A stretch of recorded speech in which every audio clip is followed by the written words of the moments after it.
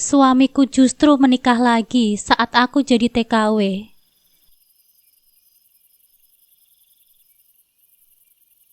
Assalamualaikum sahabat Bunda. Semoga Allah selalu memberikan kesehatan dan kebahagiaan untuk kita semua. Sebelumnya, jangan lupa absen dari daerah mana saja ya Bun, agar silaturahmi kita semakin erat.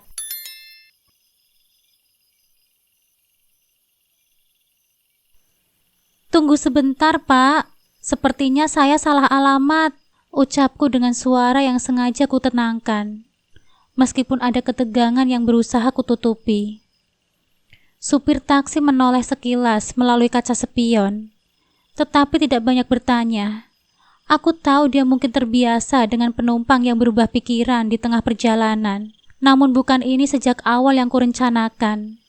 Aku telah meminta sopir taksi menghentikan mobil tepat di depan sebuah rumah berlantai 2 yang berdiri megah di Desa Wanareja, salah satu desa di Pulau Jawa. Rumah itu terlihat jauh lebih mewah dibandingkan rumah-rumah yang lain di sekitarnya. Halamannya luas, dengan taman kecil yang tertata rapi dengan pagar besi tinggi yang menambah kesan kokoh dan berkelas. Tidak sulit orang-orang menebak bahwa pemilik rumah ini pasti memiliki penghasilan lebih dari cukup.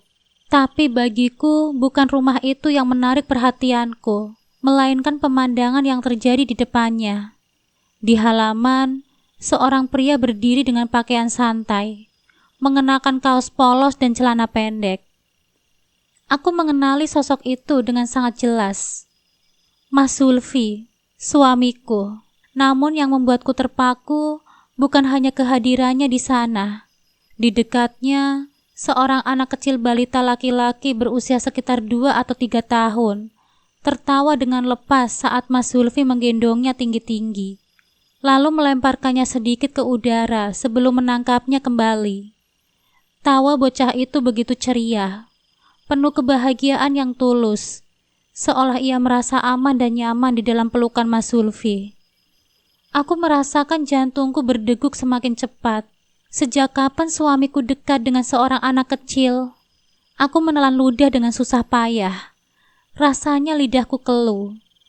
Bukan hanya itu saja. Ada seorang wanita muda yang berdiri tidak jauh dari mereka. Perempuan itu tertawa kecil melihat kebersamaan antara Mas Zulfi dan anak itu. Ekspresi wajahnya penuh dengan kehangatan.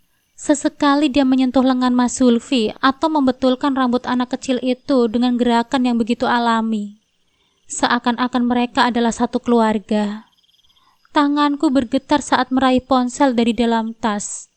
Jemariku berusaha tetap stabil saat mengetik pesan. Pagi Mas, lagi apa? Hari ini aku libur. Bisa video call? Aku memperhatikan dari dalam taksi. Mataku mengikuti gerakan Mas Zulfi yang tiba-tiba menghentikan aktivitasnya dan mengeluarkan ponsel dari sakunya. Dia membaca pesanku dengan cepat. Saat itulah, perempuan muda di sebelahnya melirik ke layar ponselnya. Mendekat sedikit, seolah tidak ingin ketinggalan isi pesan yang masuk. Jantungku mencelos. Bisa jadi dia ikut membaca pesan yang aku kirim. Beberapa detik kemudian, balasan muncul di layar ponselku. Waduh, gak bisa video call Nadira. Lagi sibuk banyak pesanan yang harus didata. Nanti bisa dimarahi sama Pak Bos. Mataku masih terpaku pada Mas Zulfi yang kini mengetik sesuatu dengan santai, sebelum akhirnya memasukkan kembali ponselnya ke dalam saku celananya. Dia bahkan tidak terlihat terburu-buru atau merasa bersalah. Tanganku mengetik lagi, mencoba sekali lagi. Hari ini kan hari spesial kita, Mas. Aku menunggu, tetapi tidak ada balasan. Aku melihat dengan mata kepalaku sendiri bagaimana suamiku menutup ponselnya dan kembali sibuk bercanda dengan anak kecil itu. Seolah pesan dariku sama sekali tidak ada artinya. Seolah kehadiranku dalam hidupnya sudah tidak lagi penting. Dada ini terasa begitu sesak. Mataku terasa panas, namun aku tidak ingin menangis di dalam taksi ini. Tidak di depan supir yang sama sekali tidak tahu apa yang sedang terjadi padaku. Dengan suara yang lebih stabil, aku akhirnya berkata, Benar, Pak. Kita memang salah alamat. Tolong antar saya ke Desa Karangduwur saja ya. Supir itu menoleh sekilas. Oh, Desa Karangduwur ya? Itu agak jauh dari sini, Bu. Kurang lebih 30 kilometer. Aku mengangguk. Tidak apa-apa, Pak. Saya ingin pulang ke rumah orang tua saya saja. Supir taksi itu tidak banyak bertanya. Dia hanya mengangguk dan mulai mengarahkan mobilnya ke jalan lain. Aku menatap keluar jendela, mencoba menenangkan diriku sendiri. Angin yang masuk dari celah jendela terasa sedikit membantu.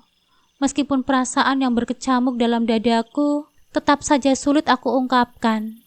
Ya Allah, aku masih belum percaya Mas Zulfi dengan wanita lain, padahal selama ini aku bekerja keras sebagai tenaga kerja wanita di luar negeri demi membantu perekonomian rumah tangga setelah Mas Zulfi mengalami kecelakaan kerja yang membuat kakinya menjadi pincang. Aku berusaha sebisa mungkin untuk tetap berkomunikasi dengan suamiku meskipun jarak memisahkan kami. Namun kenyataan yang kini ada di hadapanku benar-benar menghancurkan semua harapan yang telah kupegang erat. Mas Zulfi telah mengkhianatiku.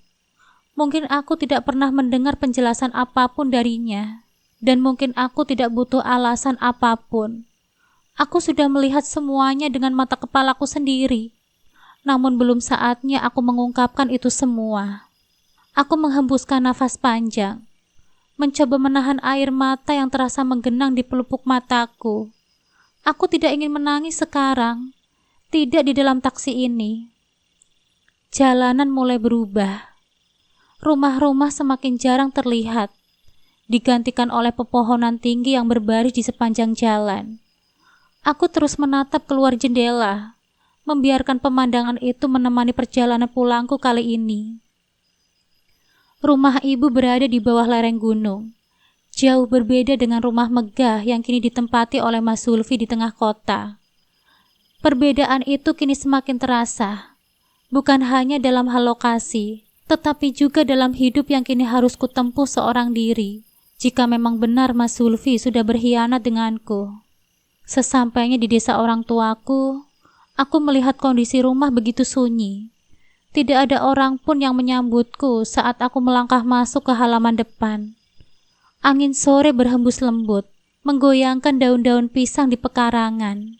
Hanya suara gesekan ranting dan cicit burung gereja yang terdengar samar di kejauhan. Aku tahu, orang tuaku pasti masih berada di sawah, seperti kebiasaan mereka sejak dulu.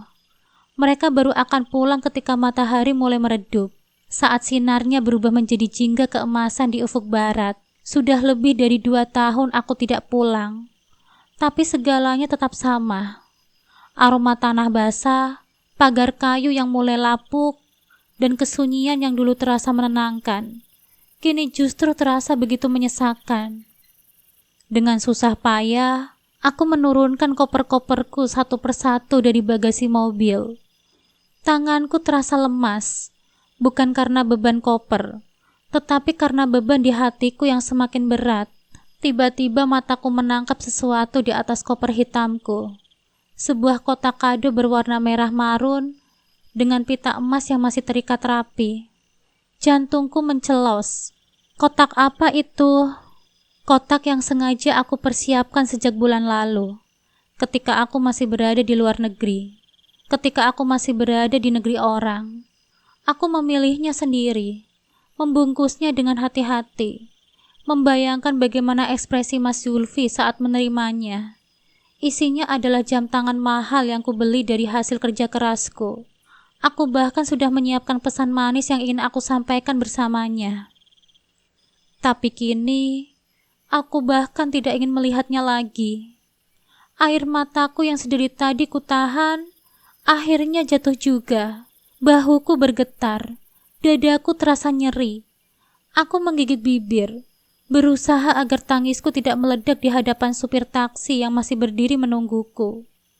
"Mbak, ini tidak dibawa?"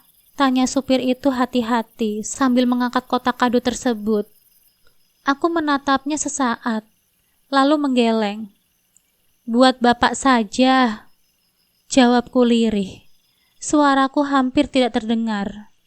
Supir itu terlihat ragu sejenak, tapi akhirnya mengangguk dan menerimanya. Aku merogoh dompet, menyerahkan beberapa lembar uang sebagai bayaran karena perubahan tujuan yang lebih jauh dari yang aku rencanakan. Aku menambahkan Rp500.000 sebagai ucapan terima kasih. Terima kasih ya Mbak, katanya sebelum masuk ke dalam mobil dan melaju pergi, meninggalkanku sendirian di teras rumah.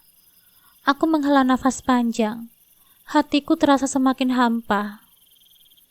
Hari ini seharusnya menjadi hari yang bahagia. 10 tahun yang lalu, tepat di tanggal ini, aku dan Mas Zulfi mengikat janji suci. Kami sengaja menikah di tanggal yang sama dengan hari jadian kami, agar tidak perlu menghitung ulang setiap tahunnya. Dulu kami selalu merayakan hari ini bersama dengan makan malam sederhana, hadiah kecil, atau sekedar berjalan-jalan berdua. Tapi hari ini, aku bahkan tidak tahu apakah pernikahan kami masih bisa disebut pernikahan. Perasaan itu begitu menyakitkan sehingga aku merasa dadaku hampir meledak. Aku melangkah masuk ke dalam rumah, menuju kamar mandi. Begitu menemukan kamar mandi, aku menyalakan kran dan langsung mengguyurkan air dingin ke wajahku, berharap bisa meredakan tangis yang semakin deras. Aku tahu, menangis tidak akan merubah apapun, tapi semakin aku mencoba menghentikannya, semakin air mataku mengalir. Aku merosot ke lantai, menyandarkan punggungku di dinding kamar mandi. Nafasku tersengal, dada ini terasa begitu sesak, seakan-akan ada sesuatu yang menekan dari dalam. Seumur hidupku, aku tidak pernah merasakan kesedihan sebesar ini. Aku tidak tahu sudah berapa lama aku terduduk di sana. Tangisku perlahan mereda, berganti dengan perasaan hampa yang semakin menyakitkan. Dengan langkah gontai, aku berjalan menuju kamar lamaku. Kamar kecil dengan lemari kayu tua dan kasur tipis yang dulu selalu membantuku untuk tidur nyenyak. Begitu tubuhku menyentuh kasur, aku memejamkan mata. Aku ingin lari dari kenyataan yang menyakitkan ini. Sempat terlintas di pikiranku untuk mengakhiri segalanya. Di bawah lemari itu, aku tahu ada botol racun serangga. Jika aku meminumnya sekarang, mungkin aku bisa terbebas dari rasa sakit ini. Namun bayangan wajah 2 gadis kecil muncul dalam benakku. Hana dan Hani, putri kembarku. Sudah lama aku tidak melihat mereka. Mas Zulfi hanya pernah mengirimkan foto-foto mereka sesekali. Tapi setiap kali aku meminta video call, alasannya selalu sama. Anak-anak sedang di sekolah. Padahal aku sendiri yang dulu memasukkan mereka ke sekolah yang lengkap dengan penuh fasilitas, berharap mereka bisa mendapatkan pendidikan yang lebih baik. Tapi sekarang, di mana mereka sekarang? Kenapa tadi aku tidak berpikir untuk menjemput mereka? Apakah mereka masih mengingatku? Selama ini Mas Zulfi tidak pernah menunjukkan wajahku pada mereka. Aku bahkan tidak tahu apakah mereka masih menganggapku sebagai ibu mereka. Aku ingin bangun, ingin kembali ke kota untuk menemui mereka. Tapi tubuhku terlalu lelah, mataku bengkak, kepalaku pening, dan dadaku masih terasa begitu berat. Aku kembali memejamkan mata, bibirku bergetar menyebut asma Allah. Meskipun aku sadar, selama ini aku hanya mengingatnya ketika berada di dalam kesulitan. Semakin lama suara di sekitarku semakin samar. Kepalaku terasa berat. Hingga akhirnya semuanya menjadi gelap. Aku tidak tahu sudah berapa lama aku kehilangan kesadaran. Semuanya terasa gelap, sunyi, dan hampa. Seolah aku terperangkap dalam ruang tanpa waktu. Namun perlahan-lahan, kesadaranku mulai kembali. Aku bisa merasakan sesuatu kehangatan yang familiar di dekatku. Ada seseorang di sini. Kelopak mataku terasa berat, seolah ada beban yang menahannya untuk membuka. Aku mencoba memicingkan mata sedikit demi sedikit, membiarkan cahaya masuk secara perlahan. Pandanganku masih buram, tetapi seiring waktu, Aku mulai bisa melihat sekelilingku dengan lebih jelas. Lampu kamar kini menyala terang, menerangi setiap sudut ruangan yang begitu akrab bagiku. Aroma kayu jati dari perabotan lama masih sama seperti dulu, membawa kenangan masa kecil yang tiba-tiba menyeruak di pikiranku. Di sana, duduk di tepi ranjang, adalah ibuku. Perempuan itu tetap seperti yang kuingat. Wajahnya penuh ketenangan, dengan garis-garis halus yang semakin jelas di sekitar matanya. Namun senyumannya tetap lembut, penuh kasih sayang, seperti selalu. Pandangannya tertuju padaku, memancarkan kehangatan yang sudah lama aku rindukan. "Bu," suaraku lirih, hampir seperti berbisik. Tenggorokanku terasa kering, tetapi aku berusaha untuk berbicara. Dengan sisa tenaga yang aku punya, aku mencoba untuk bangkit, memaksakan tubuhku untuk duduk. Tanpa berpikir panjang, aku langsung merengkuh tubuh perempuan itu ke dalam pelukanku. Seketika semua emosi yang selama ini kutahan runtuh begitu saja. Air mataku kembali jatuh, membasahi bahunya. Aku merasakan kehangatan di tubuhnya. Aroma khas ibuku yang selalu membuatku merasa nyaman. Betapa aku telah merindukan pelukan ini. "Kapan kamu sampai, Nduk? Ibu sama sekali tidak tahu kalau kamu akan pulang." Suaranya terdengar begitu lembut, penuh kehangatan. Tangannya kasar karena bertahun-tahun bekerja di sawah dengan tekun mengelus kepalaku. Menenangkan. Aku masih menyembunyikan wajahku di dekapannya.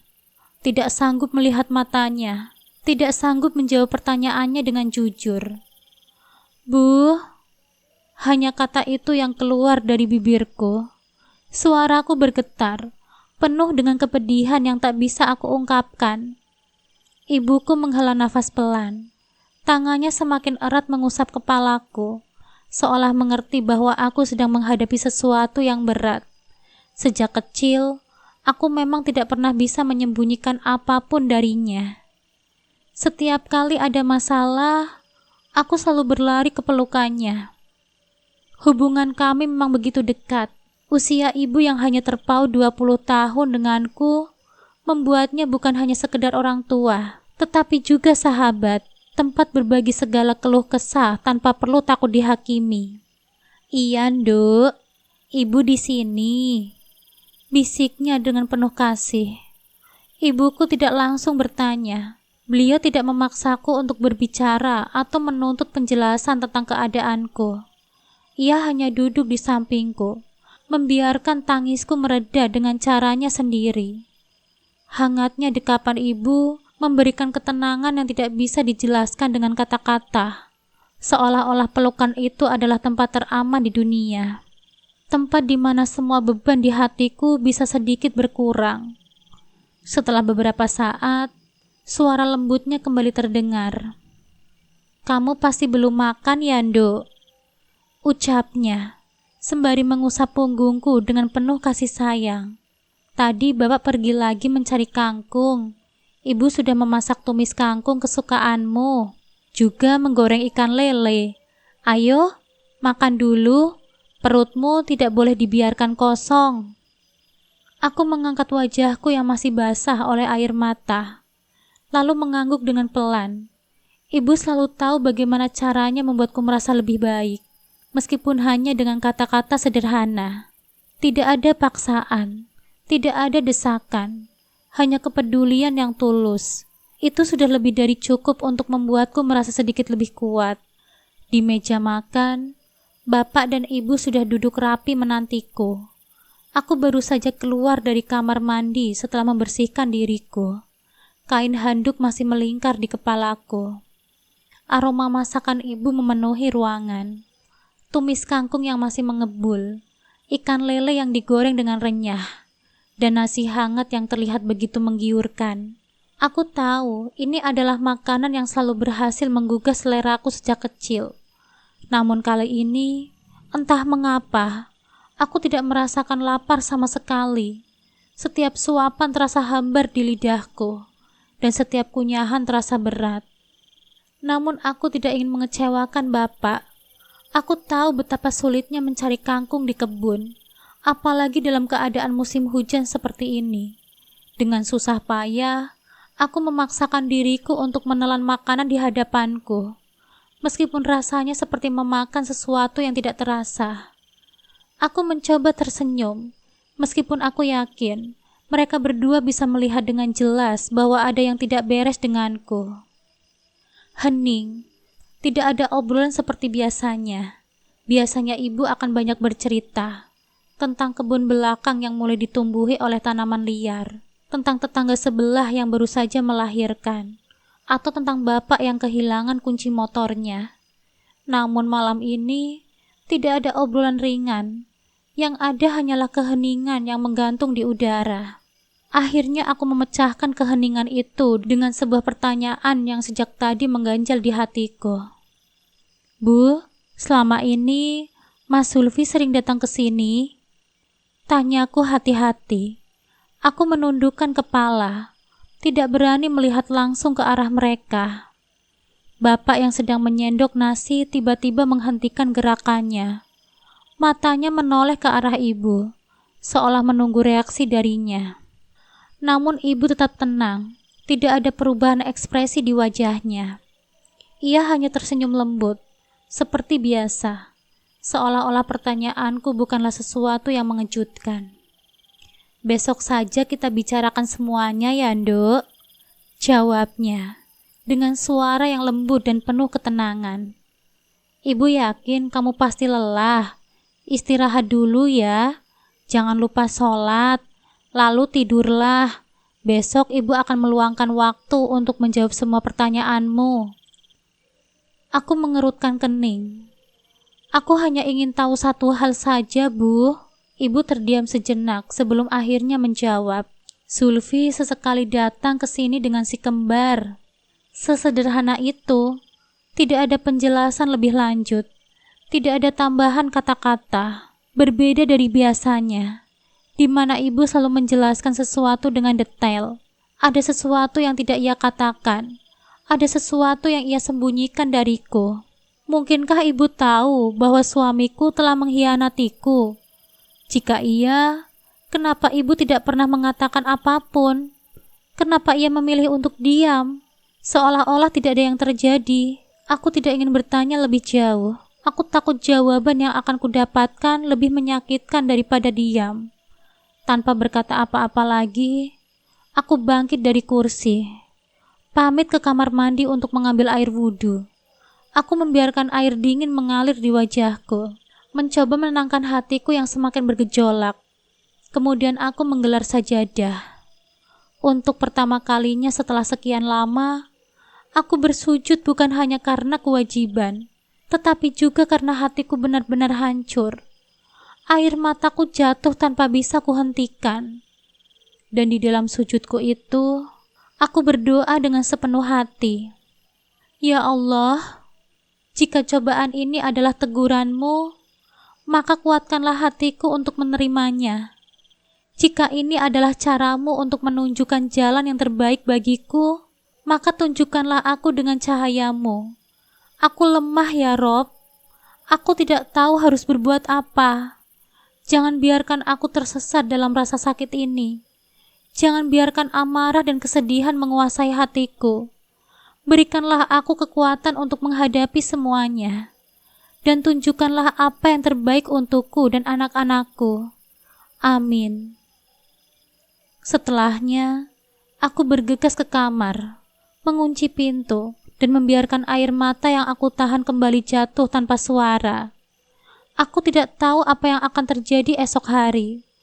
Tetapi malam ini, aku hanya ingin menangis dalam diam. Setelah menyelesaikan sholat dan menumpahkan segala keluh kesahku dalam doa, aku perlahan bangkit dari sajadah. Begitu pandanganku menyapu sekeliling kamar, aku baru menyadari betapa rapi dan bersihnya ruangan ini. Seakan-akan ibu telah menyiapkannya dengan cermat. Seolah beliau sudah tahu bahwa aku akan kembali ke rumah ini. Dinding yang dulu terlihat kusam, kini nampak lebih cerah dengan warna cat baru. Aroma khas cat yang masih samar-samar tercium, membuatku bertanya-tanya kapan terakhir kali ibu mengecat ulang kamarku. Apakah ini bentuk harapannya agar aku merasa nyaman berada di sini lebih lama? Rak-rak di sudut kamar pun bebas dari debu. Begitu pula dengan deretan bingkai foto yang tertata dengan rapi. Aku melangkah mendekati meja kecil di sisi tempat tidur. Tanganku terulur mengambil salah satu bingkai. Foto-foto yang menghiasi kamar ini merupakan potret kehidupanku di masa lalu. Momen-momen yang dulu penuh dengan kebahagiaan, namun sedetik kemudian aku menyesalinya. Gambar-gambar yang ada di dalam bingkai seakan menjadi jendela yang membuka kembali kenangan lama. Hampir setiap foto, ada wajah Mas Zulfi, tersenyum menggenggam tanganku, berdiri di sampingku. Bahkan ada foto pernikahan kami yang masih bertengger manis di dinding. Tanpa bisa dicegah, air mataku kembali mengalir. Dulu foto-foto ini adalah bukti kebahagiaan kami. Tetapi sekarang, mereka hanyalah saksi bisu dari luka yang kian menganga di hatiku. Tidak ingin membuat ibu dan bapak khawatir jika mereka melihatku menangis lagi. Aku segera meraih bantal dan menenggelamkan wajahku ke dalamnya, meredam isakan yang semakin sulit aku tahan. Malam ini terasa begitu panjang. Detik demi detik berjalan dengan lambat, seolah ingin membuatku semakin tersiksa dalam ketidakpastian. Aku mencoba menjamkan mata, berharap bisa terlelap, tetapi pikiranku tidak mau diajak berdamai. Berulang kali aku membolak-balikan badanku, mencoba mencari posisi yang nyaman, tetapi tetap saja tidur tidak kunjung datang. Dengan sedikit enggan, aku meraih ponsel yang tergeletak di sampingku. Ada harapan kecil dalam hatiku bahwa mungkin, hanya mungkin, Mas Zulfi mengirimkan pesan. Namun layar ponselku tetap sunyi. Tidak ada satupun pesan darinya. Tidak ada panggilan tak terjawab. Tidak ada tanda-tanda bahwa ia memikirkan atau sekedar mengingat keberadaanku. Kenapa aku baru menyadari ini sekarang? Gumamku dengan pelan, menatap layar ponsel dengan mata berkaca-kaca. Selama ini, Mas Zulfi memang jarang sekali membalas pesanku dengan cepat. Setiap kali aku bertanya apa yang sedang ia lakukan, jawabannya selalu sama, sibuk. Hanya itu, tidak ada penjelasan lebih lanjut. Tidak ada usaha untuk membuatku merasa lebih tenang. Aku mulai mengingat-ingat bagaimana komunikasi kami selama beberapa bulan terakhir. Rasanya ia mulai menjauh dariku sejak rumah baru itu selesai dibangun. Dia semakin jarang menghubungiku, kecuali jika mendekati tanggal gajianku. Saat itu saja ia akan lebih perhatian, menanyakan kabarku, dan berbicara lama daripada biasanya. Pikiranku mulai dipenuhi pertanyaan yang selama ini aku abaikan. Jika perempuan yang aku lihat kemarin memang istrinya, lalu di mana anak-anakku? Hari ini adalah hari Minggu. Mereka seharusnya berada di rumah bersama ayah mereka. Tetapi kenapa aku tidak melihat mereka sama sekali? Tanpa sadar, tanganku mulai bergerak sendiri, membuka aplikasi Facebook. Entah kenapa, aku merasa ada sesuatu yang bisa kutemukan di sana. Sesuatu yang selama ini tidak pernah aku ketahui. Aku mulai mengetik, mencari nama-nama yang mungkin digunakan oleh Mas Zulfi. Tapi nihil, akunnya tidak ada, atau mungkin ia telah menggantinya. Aku tidak menyerah. Aku mencoba mencari akun milik adik kandungnya, karena aku ingat mereka cukup dekat dan sering berkomentar di unggahan satu sama lain. Setelah mengulir layar yang selama lebih dari 30 menit, akhirnya aku menemukannya. Dari sana, aku mulai menelusuri daftar teman dan unggahan yang pernah ia buat. Dan disitulah aku menemukannya. Sebuah akun yang membagikan banyak sekali foto Mas Zulfi bersama seorang perempuan muda. Tanganku gemetar ketika membuka profilnya. Sayangnya, aku belum berteman dengannya. Jadi tidak semua unggahannya bisa aku lihat. Namun dari beberapa postingan yang terlihat, aku bisa menyimpulkan satu hal. Perempuan itu bernama Herlin. Usianya jauh lebih muda dariku. 10 tahun lebih muda. Tepatnya, Dan berdasarkan keterangannya, dia adalah istri dari Mas Zulfi. Jantungku berdegup semakin cepat. Tenggorokanku mulai terasa kering. Aku merasa sesak. Pernikahan seperti apa yang mereka jalani? Tidak pernah ada pembicaraan tentang perpisahan di antara kami. Jika memang ia menikah lagi, seharusnya aku mendapatkan pemberitahuan. Bukan? Seharusnya aku tahu. Tapi kenyataannya, aku tidak tahu apa-apa. Aku telah dibodohi selama ini. Tangan kiriku mengepal erat, sementara tangan kananku masih menggenggam ponselku. Hatiku penuh dengan amarah, kecewa, dan pertanyaan yang tak kunjung menemukan jawaban. Dan yang lebih menyakitkan lagi, aku masih belum tahu di mana anak-anakku berada. Aku melewati malam dengan perasaan gelisah yang tak kunjung reda. Tidur terasa mustahil bagiku malam ini. Pikiranku terus berputar, dipenuhi dengan bayangan Mas Zulfi dan perempuan yang bersamanya. Aku mencoba memejamkan mataku, tetapi setiap kali aku melakukannya, wajah mereka kembali menghantui benakku. Waktu terasa berjalan begitu lambat sehingga akhirnya suara azan subuh berkumandang. Tanpa ragu, aku segera bangkit dari tempat tidur dan melangkah keluar kamar. Di dapur, ibu dan bapak sudah bersiap untuk menunaikan sholat subuh. "Sholat dulu, Nduk," kata ibu dengan lembut namun tegas. "Iya, Bu," jawabku, mencoba menenangkan hatiku yang masih kalut. Bapak maju ke depan sebagai imam, sementara aku dan ibu berdiri di belakangnya, menjadi makmum. Suasana sholat terasa begitu khusyuk. Saat selesai, aku sempat melirik ibu yang sedang berdoa dengan penuh harap. Ada kilau bening di sudut matanya, seolah ia menahan air mata yang ingin jatuh. Setelah selesai berdoa, aku menghela nafas panjang, mencoba memberanikan diri untuk berbicara. "Bu, aku mau ke desa Jati Asih hari ini. Aku ingin bertemu dengan anak-anak," ucapku hati-hati. Ibu terdiam sesaat sebelum akhirnya melepas mukenanya dan dengan cepat melipatnya dengan rapi. "Ibu ikut ya, Nduk," katanya tanpa ragu. Aku menatapnya heran. "Kenapa, Bu?" tanyaku, sedikit curiga. "Ibu juga kangen sama si kembar," jawabnya dengan suara lembut. Tetapi ada sesuatu dalam tatapannya yang sulit aku artikan. Aku menggeleng pelan, mencoba mencari kepastian. "Adakah sesuatu yang ingin ibu sampaikan padaku?" tanyaku dengan hati-hati. Ibu tersenyum samar, meski ada kesedihan di baliknya. "Tidak ada, Nduk.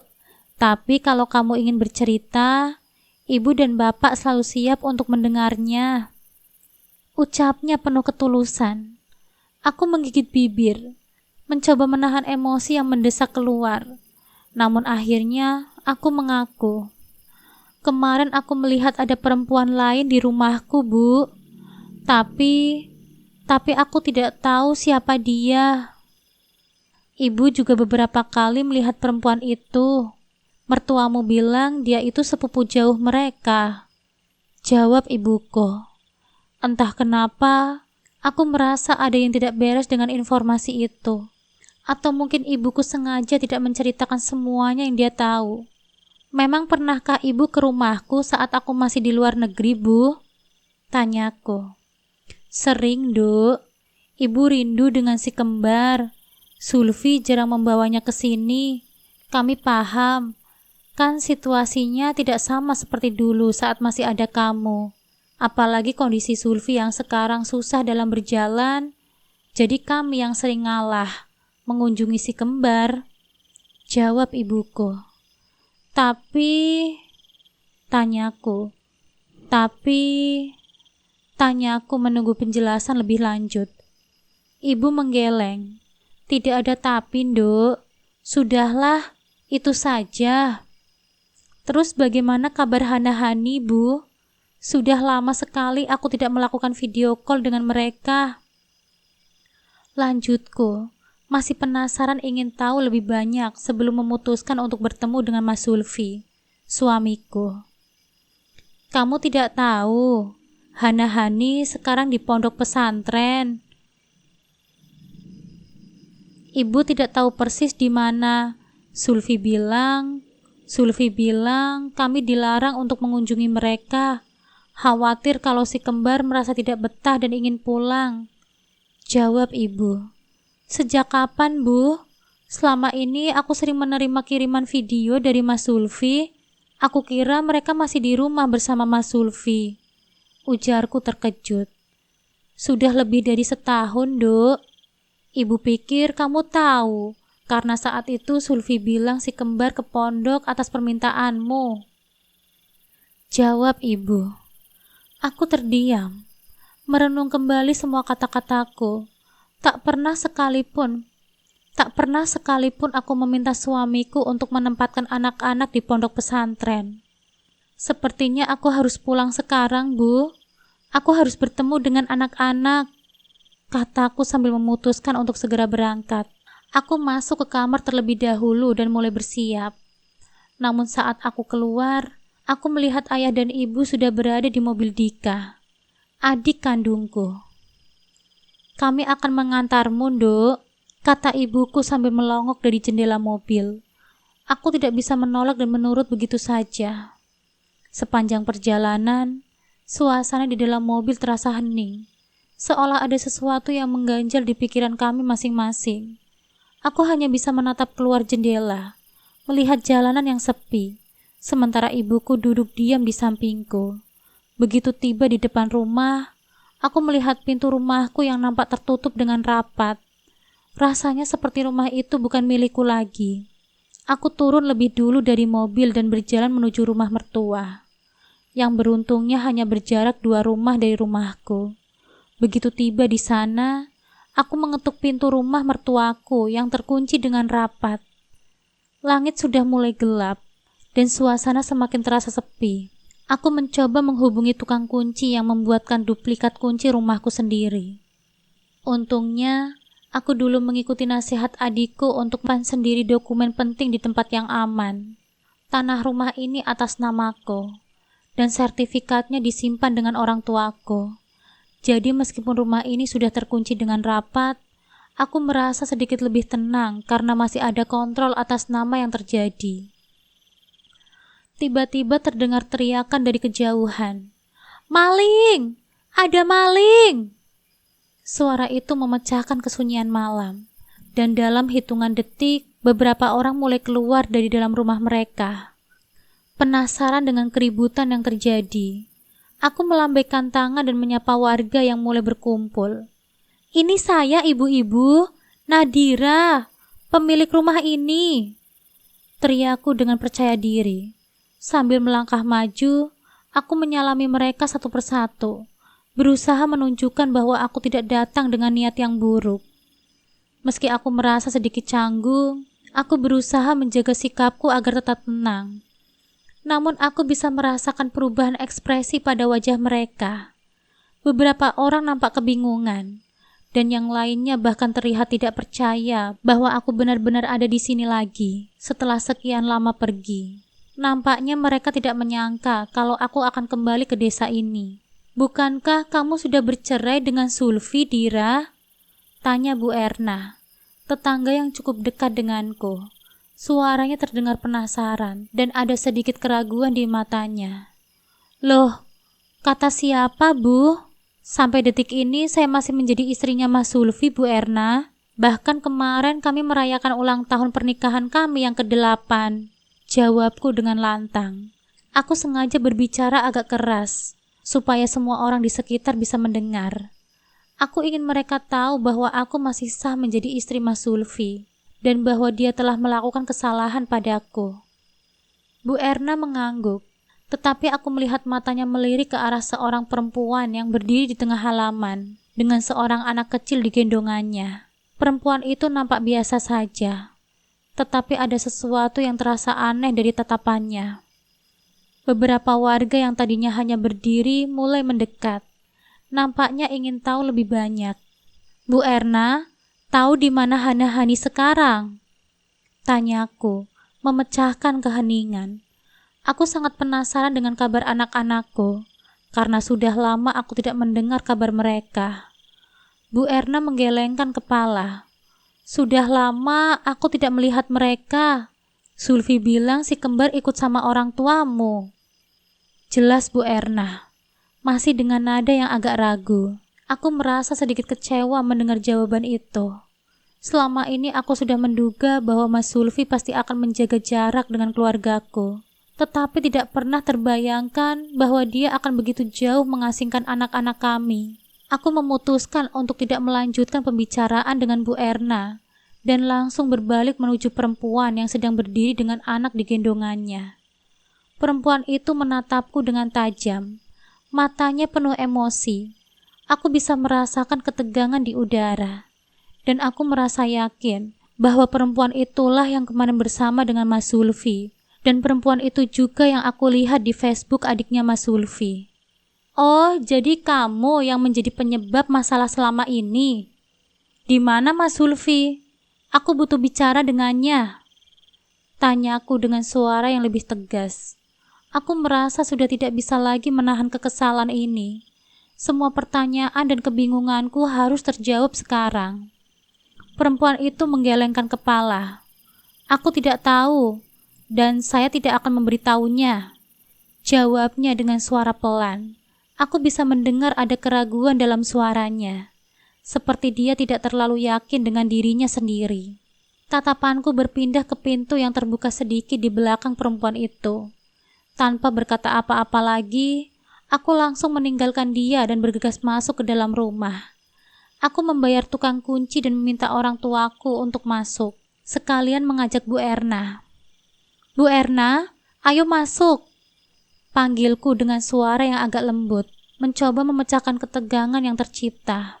Namun Herlin, perempuan yang tadi berdiri dengan anak di gendongannya, berteriak dengan keras. Jangan sembarangan masuk ke dalam rumah orang. Anaknya yang sedang digendong langsung menangis seketika. Aku hanya bisa menatap Herlin dengan tatapan tajam. Warga mulai berkumpul lebih banyak. Dan beberapa dari mereka mendekat dengan rasa ingin tahu. Ini rumahku, Herlin. Benar kan namamu Herlin? Tanyaku dengan nada sedikit mengejek. Meskipun aku merasa semakin tertekan dengan situasi ini. Perempuan itu hanya diam. Meskipun aku bisa melihat betapa marahnya dia. Matanya nampak penuh dengan amarah. Dan suaranya tertekan saat dia berbicara.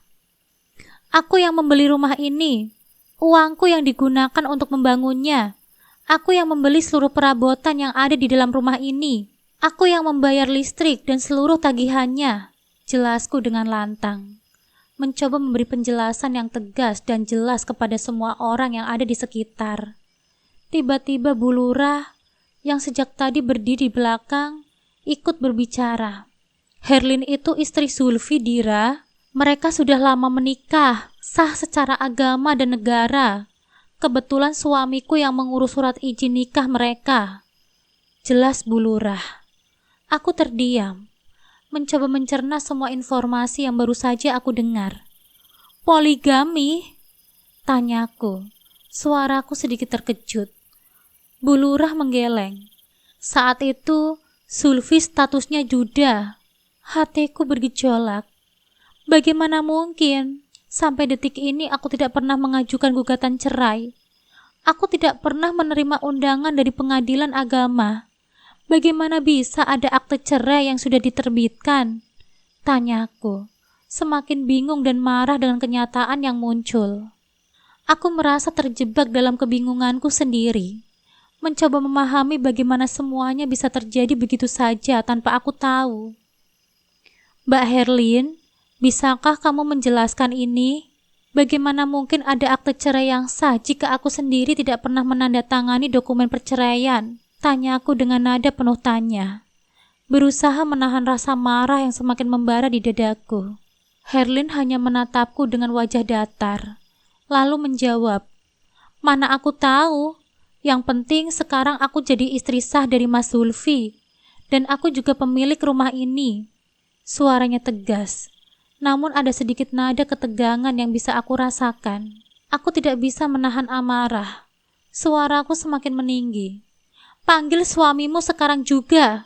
Tidak usah berpura-pura polos di depan para tetangga. Kamu tahu persis kalau Mas Zulfi masih memiliki hubungan denganku. Setiap bulan aku mengirimkan uang untuknya. Dan kita sering berkomunikasi lewat panggilan video di malam hari. Aku yakin kamu tahu semua itu kan? Bahkan jika kamu tidak tahu semua rinciannya, jadi hentikan sandiwara ini. Ujarku dengan tajam, menekankan setiap kata.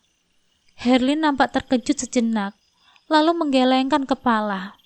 Aku tidak ingin berurusan dengan masa lalu, jawabnya dengan nada datar. Ia berbalik hendak masuk ke dalam rumah. Namun aku dalam keadaan yang sudah tidak bisa lagi menahan diri, mendorongnya dengan cukup keras. Sebenarnya doronganku tidak begitu kuat, tapi entah kenapa Herlin terjatuh ke tanah. Mungkin saja dia bermaksud mencari simpati dari orang-orang yang melihat kejadian itu. Aku menatapnya dengan ekspresi penuh sindiran. Herlin tidak lama kemudian bangkit, lalu berjalan pergi menuju rumah orang tua Mas Zulfi. Dia duduk di teras rumah mereka dan memandang lurus ke arahku dengan tatapan yang kosong. Di luar, orang tuaku masih berbicara dengan Bu Erna dan beberapa tetangga. Aku yang sudah sangat emosi memutuskan untuk masuk ke dalam rumah. Mataku tidak sengaja tertuju pada dinding ruang tamu, di mana foto pernikahan Mas Zulfi dengan Herlin tergantung dengan jelas. Di sampingnya ada beberapa foto keluarga mereka yang diambil saat perayaan Lebaran. Tanpa bisa menahan emosi, aku berdiri dengan cepat dan meraih figura foto itu. Kemudian melemparkannya ke lantai. Suara pecahan kaca menekakkan telinga dan menarik perhatian bapak yang berlari masuk ke dalam rumah. Sing eling, Duk. Mawas diri. Jangan sampai amarahmu menjadi masalah di kemudian hari. Kata bapak dengan pelan, tanpa ada nada menggurui, namun cukup menenangkan.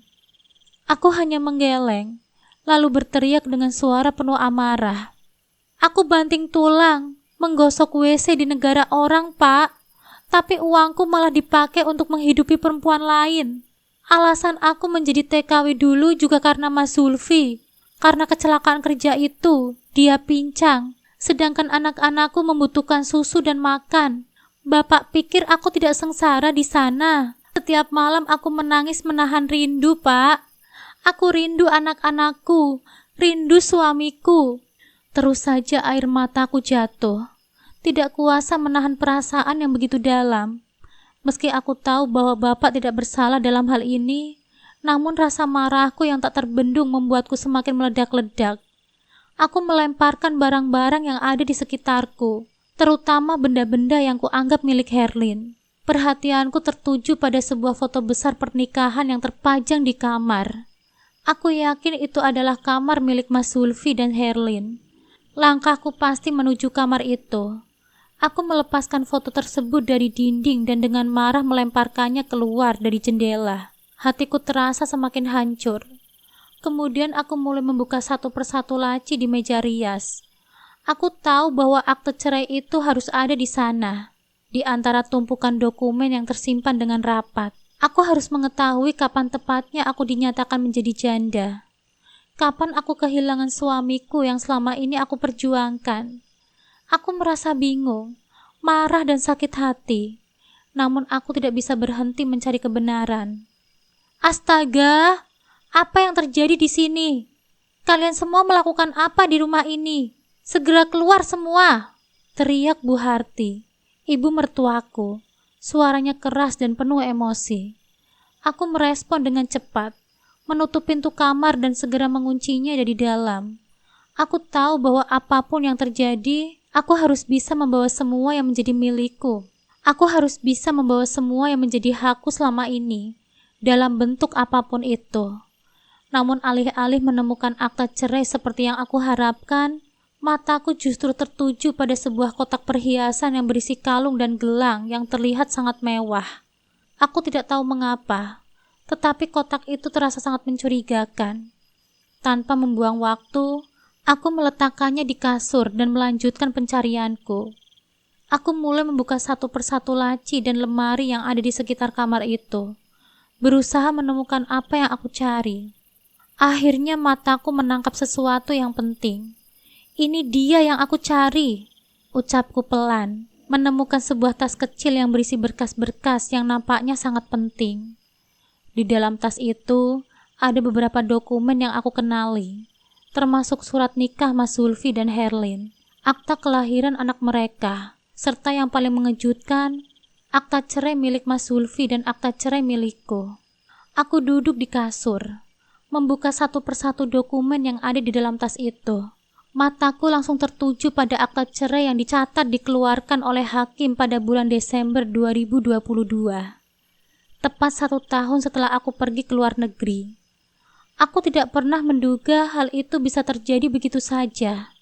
Sementara aku sendiri masih ingat betul bagaimana aku menangis hampir setiap malam di sana, merindukan keluargaku yang jauh.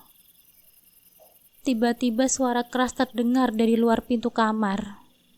"Nadira, buka pintunya sekarang. Jangan kurang ajar kamu. Ini rumah anakku. Kamu tidak berhak ada di sini. Kamu sudah bukan lagi menantuku," teriak Bu Harti dengan suara penuh kebencian, sambil menggedor-gedor pintu dengan sangat keras. Tangannya berulang kali mencoba memutar gagang pintu, membuat pintu bergetar dengan hebat. Aku tetap tenang dan duduk diam. Namun suara teriakan dan gedoran itu semakin keras. "Buka! Buka!" Suara Bu Harti semakin memekakan telinga. Setelah beberapa saat yang terasa panjang, aku akhirnya memutuskan untuk membuka pintu dengan senyuman termanis yang bisa aku lontarkan. "Assalamualaikum, Bu. Sudah 5 tahun kita tidak berbicara. Kado ulang tahunku bulan lalu sudah sampai, Bu. Tasnya cocok kan?" Tanyaku dengan senyum yang terlihat sangat manis, meskipun hati ini penuh dengan kemarahan yang mendalam. Sementara itu, tanganku yang lain sengaja aku sembunyikan di belakang tubuhku, menyembunyikan tas berisi berkas-berkas yang baru saja aku temukan. Bu Harti tidak senang dengan sikapku dan segera mendekat. "Kembalikan itu, Nadira. Apa yang kamu sembunyikan?" katanya dengan suara penuh amarah. Berusaha menarik tanganku, namun aku berhasil mengelak, menjaga jarak darinya. "Aku hanya mengambil apa yang seharusnya menjadi milikku, Bu," jawabku dengan tegas, sambil melangkah mundur sedikit, tetap menjaga jarak dari Bu Harti. Bu Harti tidak menyerah begitu saja. Dia terus berusaha merebut tas itu dariku, dan dengan terpaksa aku mendorongnya untuk mempertahankan apa yang sudah aku temukan. Doronganku membuatnya sempoyongan, dan aku memanfaatkan kesempatan itu untuk segera keluar dari kamar. Begitu aku melangkah keluar, aku mendapati Mas Zulfi sudah berdiri di depan pintu rumah. Matanya terbelalak besar saat melihatku. Sejenak kami saling bertatap muka, dan aku tidak bisa menahan senyum kecil yang tiba-tiba muncul di wajahku. "Halo Mas, mendekatlah. Jangan ragu. Apa kamu tidak merindukanku, Mas?" tanyaku sambil mengedipkan mata. Meskipun dalam hati, aku terus memperhatikan gerak-geriknya. Aku masih waspada, mencoba memastikan apakah dia membawa senjata tajam atau sesuatu yang bisa membahayakan. Mas Zulfi tetap terdiam, menatapku dengan tatapan kosong. Lalu akhirnya berkata, "Bukankah kamu bilang tiketmu baru bulan depan?" Aku menatapnya dengan tajam, merasa sangat bingung sekaligus marah. "Bukankah kamu masih suamiku, Mas? Kenapa foto pernikahanmu dengan perempuan lain ada di rumah ini?" tanyaku dengan nada semakin tegas, mencoba menahan amarah yang semakin membuncah. Mas Zulfi berdiri dengan kaku di depan pintu, tidak berkata apa-apa. Tatapannya kosong, seakan bingung dengan pertanyaanku. Aku bisa merasakan udara di sekitar kami menjadi semakin tegang, seolah-olah setiap kata yang keluar dari mulutku adalah petir yang siap menyambar. Aku mengamati wajahnya dengan lebih saksama. Wajah yang dulu aku cintai, yang dulu begitu dekat denganku, kini terasa begitu asing. Aku bisa merasakan ketidakjujuran yang menggelayuti dirinya. Sebuah perasaan yang sangat sulit untuk kujelaskan. Tetapi aku yakin aku merasakannya. Apa yang kamu lakukan, Mas?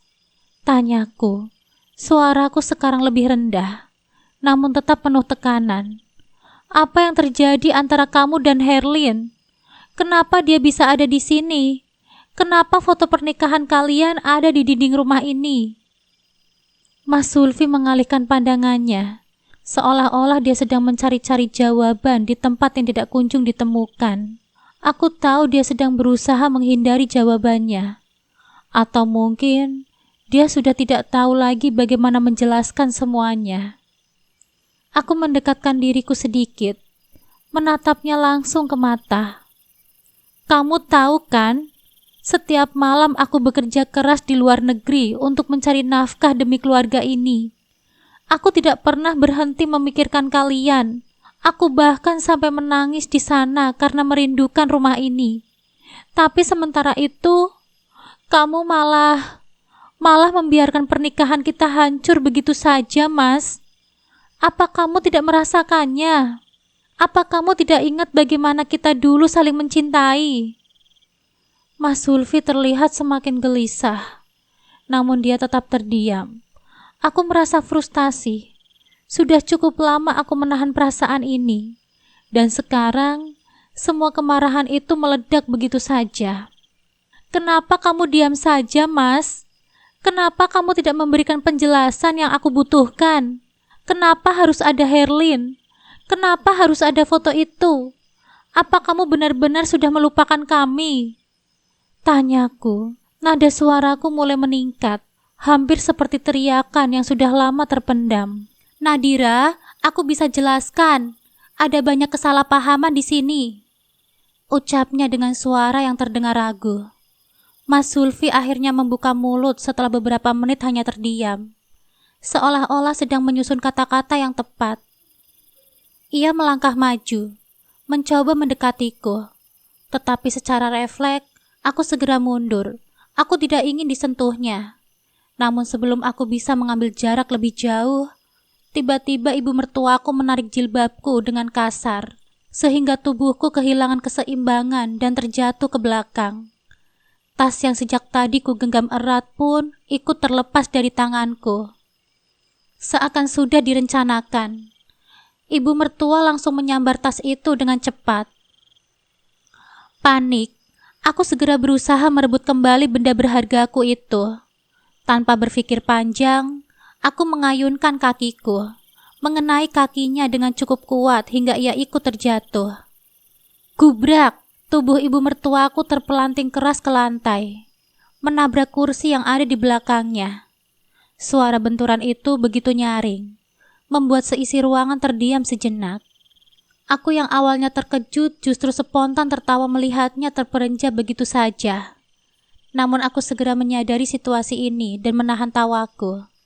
Ini bukan saatnya bersikap seperti itu. Melihatnya dalam keadaan terjatuh, aku segera memanfaatkan momen itu untuk merebut kembali tasku. Tapi ternyata ibu mertuaku masih berusaha mempertahankan genggamannya dengan sangat erat. Aku tidak tega untuk bertindak kasar terhadap wanita yang sudah berumur lebih dari setengah abad ini. Karena itu aku memilih cara lain, aku menggelitik perutnya. Usahaku berhasil. Cengkramannya akhirnya melemah. Dan dalam sekejap, aku berhasil menarik tasku kembali ke pelukanku. Maaf ya Bu, tapi ini hartaku.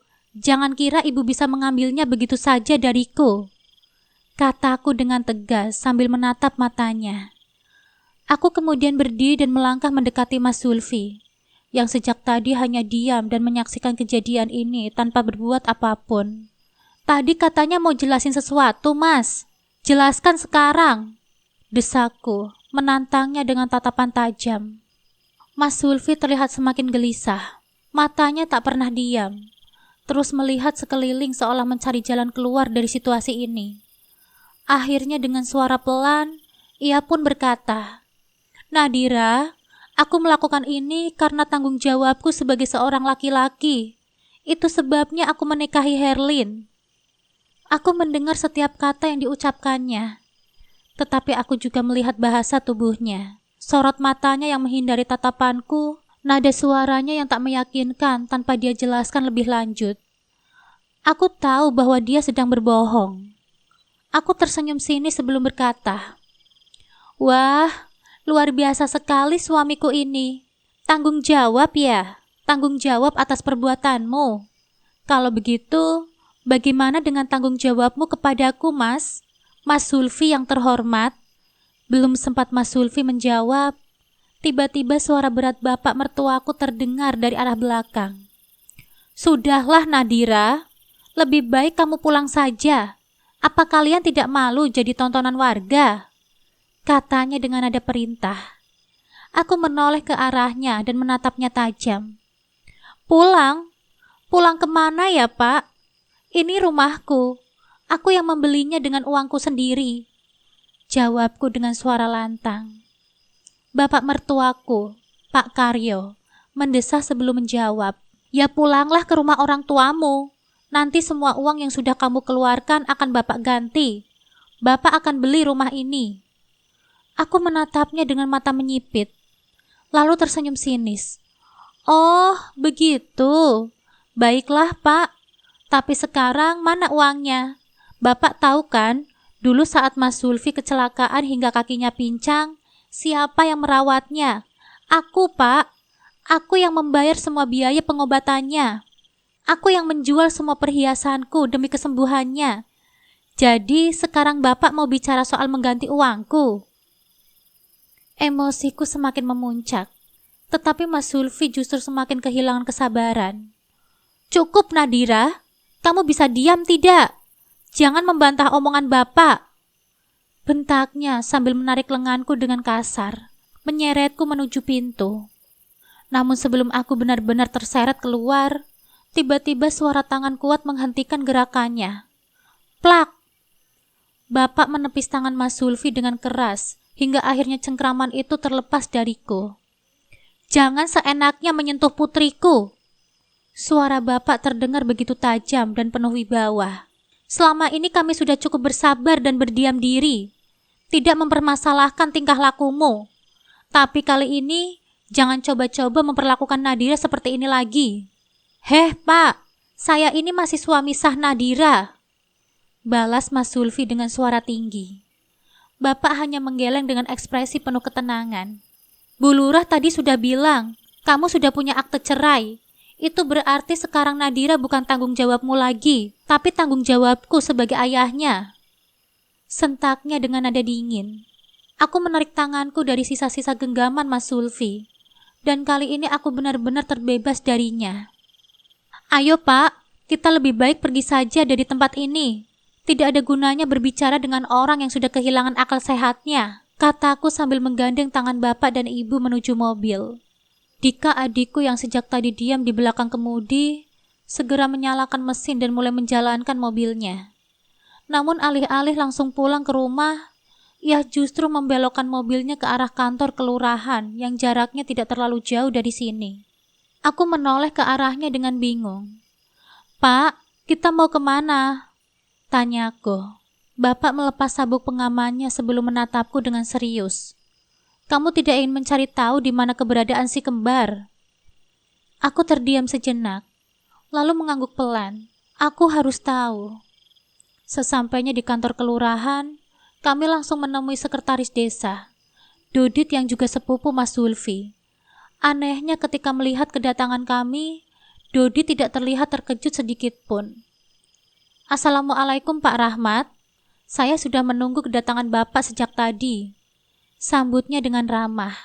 Ia menarik 3 kursi dan mempersilahkan kami duduk. Setelah keadaan cukup tenang, Bapak akhirnya membuka pembicaraan.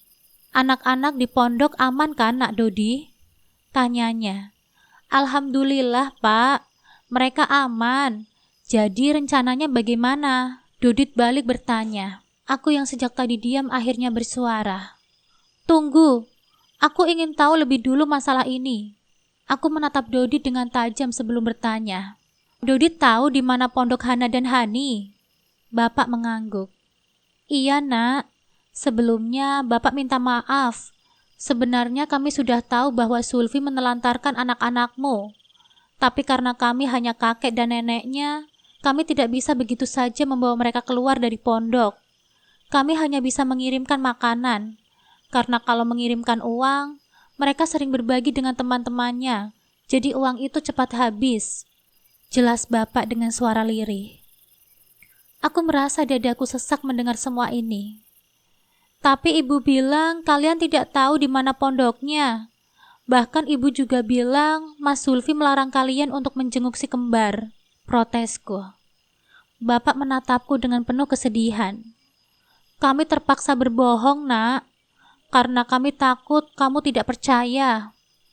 Aku terdiam. Hatiku mulai dipenuhi pertanyaan. Jika mereka tahu keberadaan si kembar, apakah mereka juga tahu soal pernikahan Mas Zulfi dengan Herlin?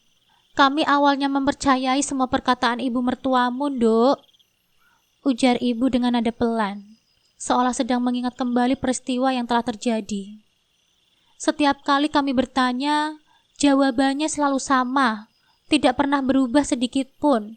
Dia mengatakan bahwa Herlin adalah sepupu Zulfi dari pihak ibunya. Sejak kedua orang tuanya meninggal dunia, dia tidak memiliki tempat tinggal, dan satu-satunya keluarganya yang bersedia menampungnya adalah ibumu. Ibuku menghentikan ucapannya sejenak, menelan ludah, lalu menarik nafas dalam sebelum melanjutkan ceritanya. Wajahnya nampak menegang, seolah mengingat sesuatu yang tidak menyenangkan. Sampai akhirnya, tahun lalu ketika kami datang tanpa memberi kabar terlebih dahulu.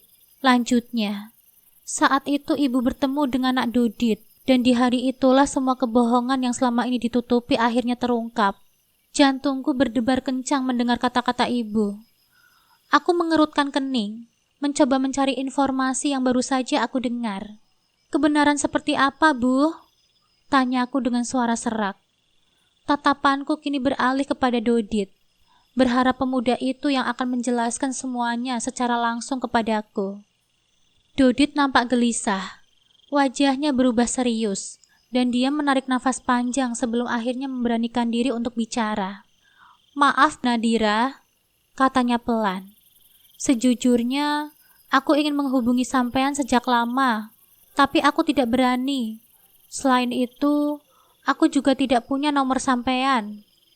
Aku mengangguk kecil, memberi isyarat agar dia melanjutkan. Herlin memang masih ada hubungan keluarga dengan kami, Mbak. Tapi kalau dibilang sepupu, sebenarnya dia itu sepupu jauh sekali. Saking jauhnya, Mas Zulfi tetap diperbolehkan untuk menikahinya tanpa ada halangan apapun secara keluarga. Aku menelan ludah. Nafasku terasa semakin berat. Lalu, apa yang sebenarnya terjadi? Dodit nampak semakin tidak nyaman. Dia menunduk sejenak sebelum kembali menatapku. Entah apa yang terjadi di dalam rumah tangga sampean dengan Mas Zulfi. Yang aku tahu, tiba-tiba saja Mas Zulfi mulai mengurus perceraian. Tidak lama setelahnya, dia menikah dengan Herlin. Lanjutnya. Jantungku seolah mencelos. Aku mengepalkan kedua tanganku, berusaha mengendalikan emosi yang mulai bergejolak di dalam diriku. Kapan itu terjadi? Tanyaku dengan suara bergetar. Aku ingin tahu dengan pasti, seberapa lama aku telah dikhianati. Dodit nampak berpikir sejenak, mencoba mengingat dengan pasti. Kalau tidak salah, sekitar bulan Juni atau Juli, Mbak. Aku lupa tanggal pastinya. Tapi yang jelas, pernikahan Zulfi dan Herlin terjadi pada Januari 2023. Aku terdiam, mataku berkaca-kaca. 1 tahun setelah aku berangkat ke luar negeri, gumamku lirih. Dodit mengangguk pelan. Iya, Mbak. Tidak lama setelah sampean berangkat jadi TKW. Saat itu, Budi selalu bilang kalau sebenarnya Mas Zulfi tidak setuju dengan keputusan sampean bekerja di luar negeri. Katanya, dia tidak mau sampean jauh dari anak-anak dan suami. Tapi karena sampean tetap bersikeras, akhirnya dia menceraikan sampean. Aku tertawa sinis, merasakan kepedihan yang begitu dalam. Lucu sekali, ujarku dingin. Padahal yang paling ngotot menyuruhku jadi TKW itu adalah ibu mertuaku sendiri. Dia bilang, ini satu-satunya harapan mereka agar ekonomi keluarga bisa membaik. Dodi tidak menanggapi. Ibuku hanya mengelus punggungku, seolah ingin menenangkanku. Tapi tidak ada yang bisa menghapus luka yang sudah tertanam begitu dalam di hatiku. Aku menatap Dodit dengan tajam, mencoba menahan gejolak emosi yang siap meledak kapan saja. Lalu, kenapa kamu akhirnya memutuskan untuk memberitahu orang tuaku di mana keberadaan Hana dan Hani? Tanyaku penuh selidik. Dodit menunduk sejenak, lalu menghela nafas panjang. Orang tuaku berkali-kali mengingatkan agar aku tidak ikut campur urusan keluarga Pak D. Mereka bilang, aku harus berhati-hati karena kami semua tahu seperti apa wataknya. Tapi Mbak, hati kecilku tidak tega. Apalagi kalau yang menjadi korban adalah anak-anak yang tidak tahu apa-apa. Aku mengerutkan kening. Apa maksudmu? Dodit menatapku dengan raut penuh kepedihan. Mas Sulfi memasukkan Hana dan Hani ke pondok sejak 3 tahun yang lalu. Tepat setelah anak ketiganya lahir, Mbak. Jelasnya. Awalnya mereka masih rutin mengunjungi pondok setiap bulannya. Kalau liburan, Hana dan Hani selalu dijemput dan dibawa pulang. Tapi tahun kedua, mereka mulai jarang datang. Meski begitu, setiap liburan mereka masih pulang ke rumah. Aku mulai menggigit bibir bawahku, menahan kemarahan yang mulai memuncak. Lalu, desakku. Tahun lalu saat liburan kenaikan kelas, mereka tidak datang. Tidak ada yang menjemput mereka, lanjut Dodit dengan suara bergetar. Bahkan saat lebaran pun, mereka tetap tidak dijemput. Tidak ada seorang pun dari keluarga Mas Sulfi yang datang untuk menemui mereka. Tidak ada seorang pun dari keluarga Mas Sulfi yang datang untuk menemui mereka, Mbak. Aku tidak bisa menahan emosiku lagi. Mataku memerah. Dadaku bergemuruh menahan amarah yang semakin membara. Ini sudah kelewatan, bentakku. Bagaimana mungkin dia tega kepada darah dagingnya sendiri? Apa dia sudah lupa bagaimana dia sujud syukur saat akhirnya aku hamil? Meski aku tahu dia sebenarnya menginginkan anak laki-laki, tapi mendapatkan si kembar ini bukanlah hal yang mudah. Aku berjuang mati-matian untuk melahirkan mereka. Tidak ada yang menyahut. Semua orang di ruangan ini hanya menatapku dengan wajah prihatin. Mereka membiarkanku meluapkan semua rasa sakit yang selama ini aku pendam. 3 tahun aku bekerja keras di negeri orang, hanya untuk dikhianati suamiku sendiri. Bukan hanya itu, anak-anakku pun ditelantarkan begitu saja. Aku menoleh ke arah ayahku yang sejak tadi hanya terdiam. Lalu kapan Bapak akhirnya tahu di mana pondok Hana dan Hani? Tanyaku dengan suara serak. Ayahku menghela nafas panjang sebelum akhirnya menjawab. Setelah lebaran tahun lalu, Nduk. Waktu itu, Bapak ingin bertemu dengan mereka. Masa lebaran cucu-cucu Bapak tidak pulang? Aku mengangguk pelan, menunggu kelanjutannya. Saat itulah Nak Dodi menemui kami dan memberitahu di mana pondok mereka.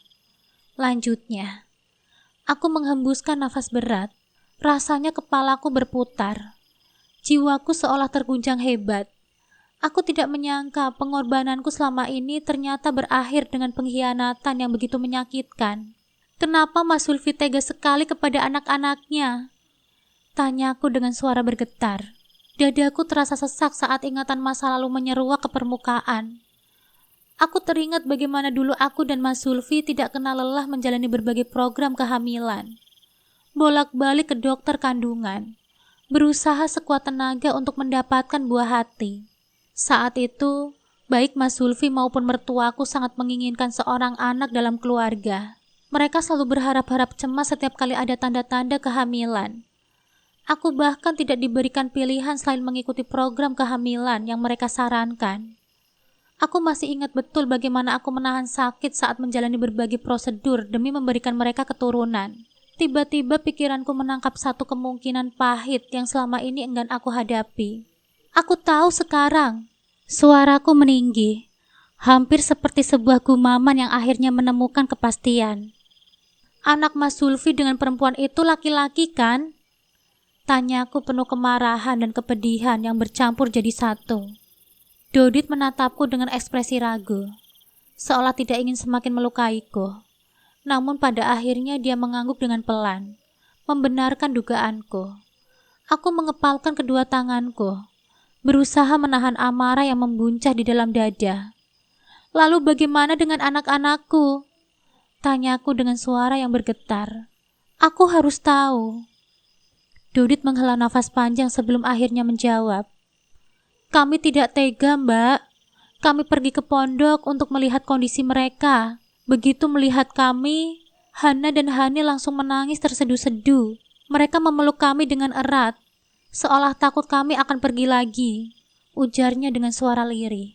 Aku menggigit bibirku, berusaha mengendalikan emosiku. Bagaimana keadaan mereka?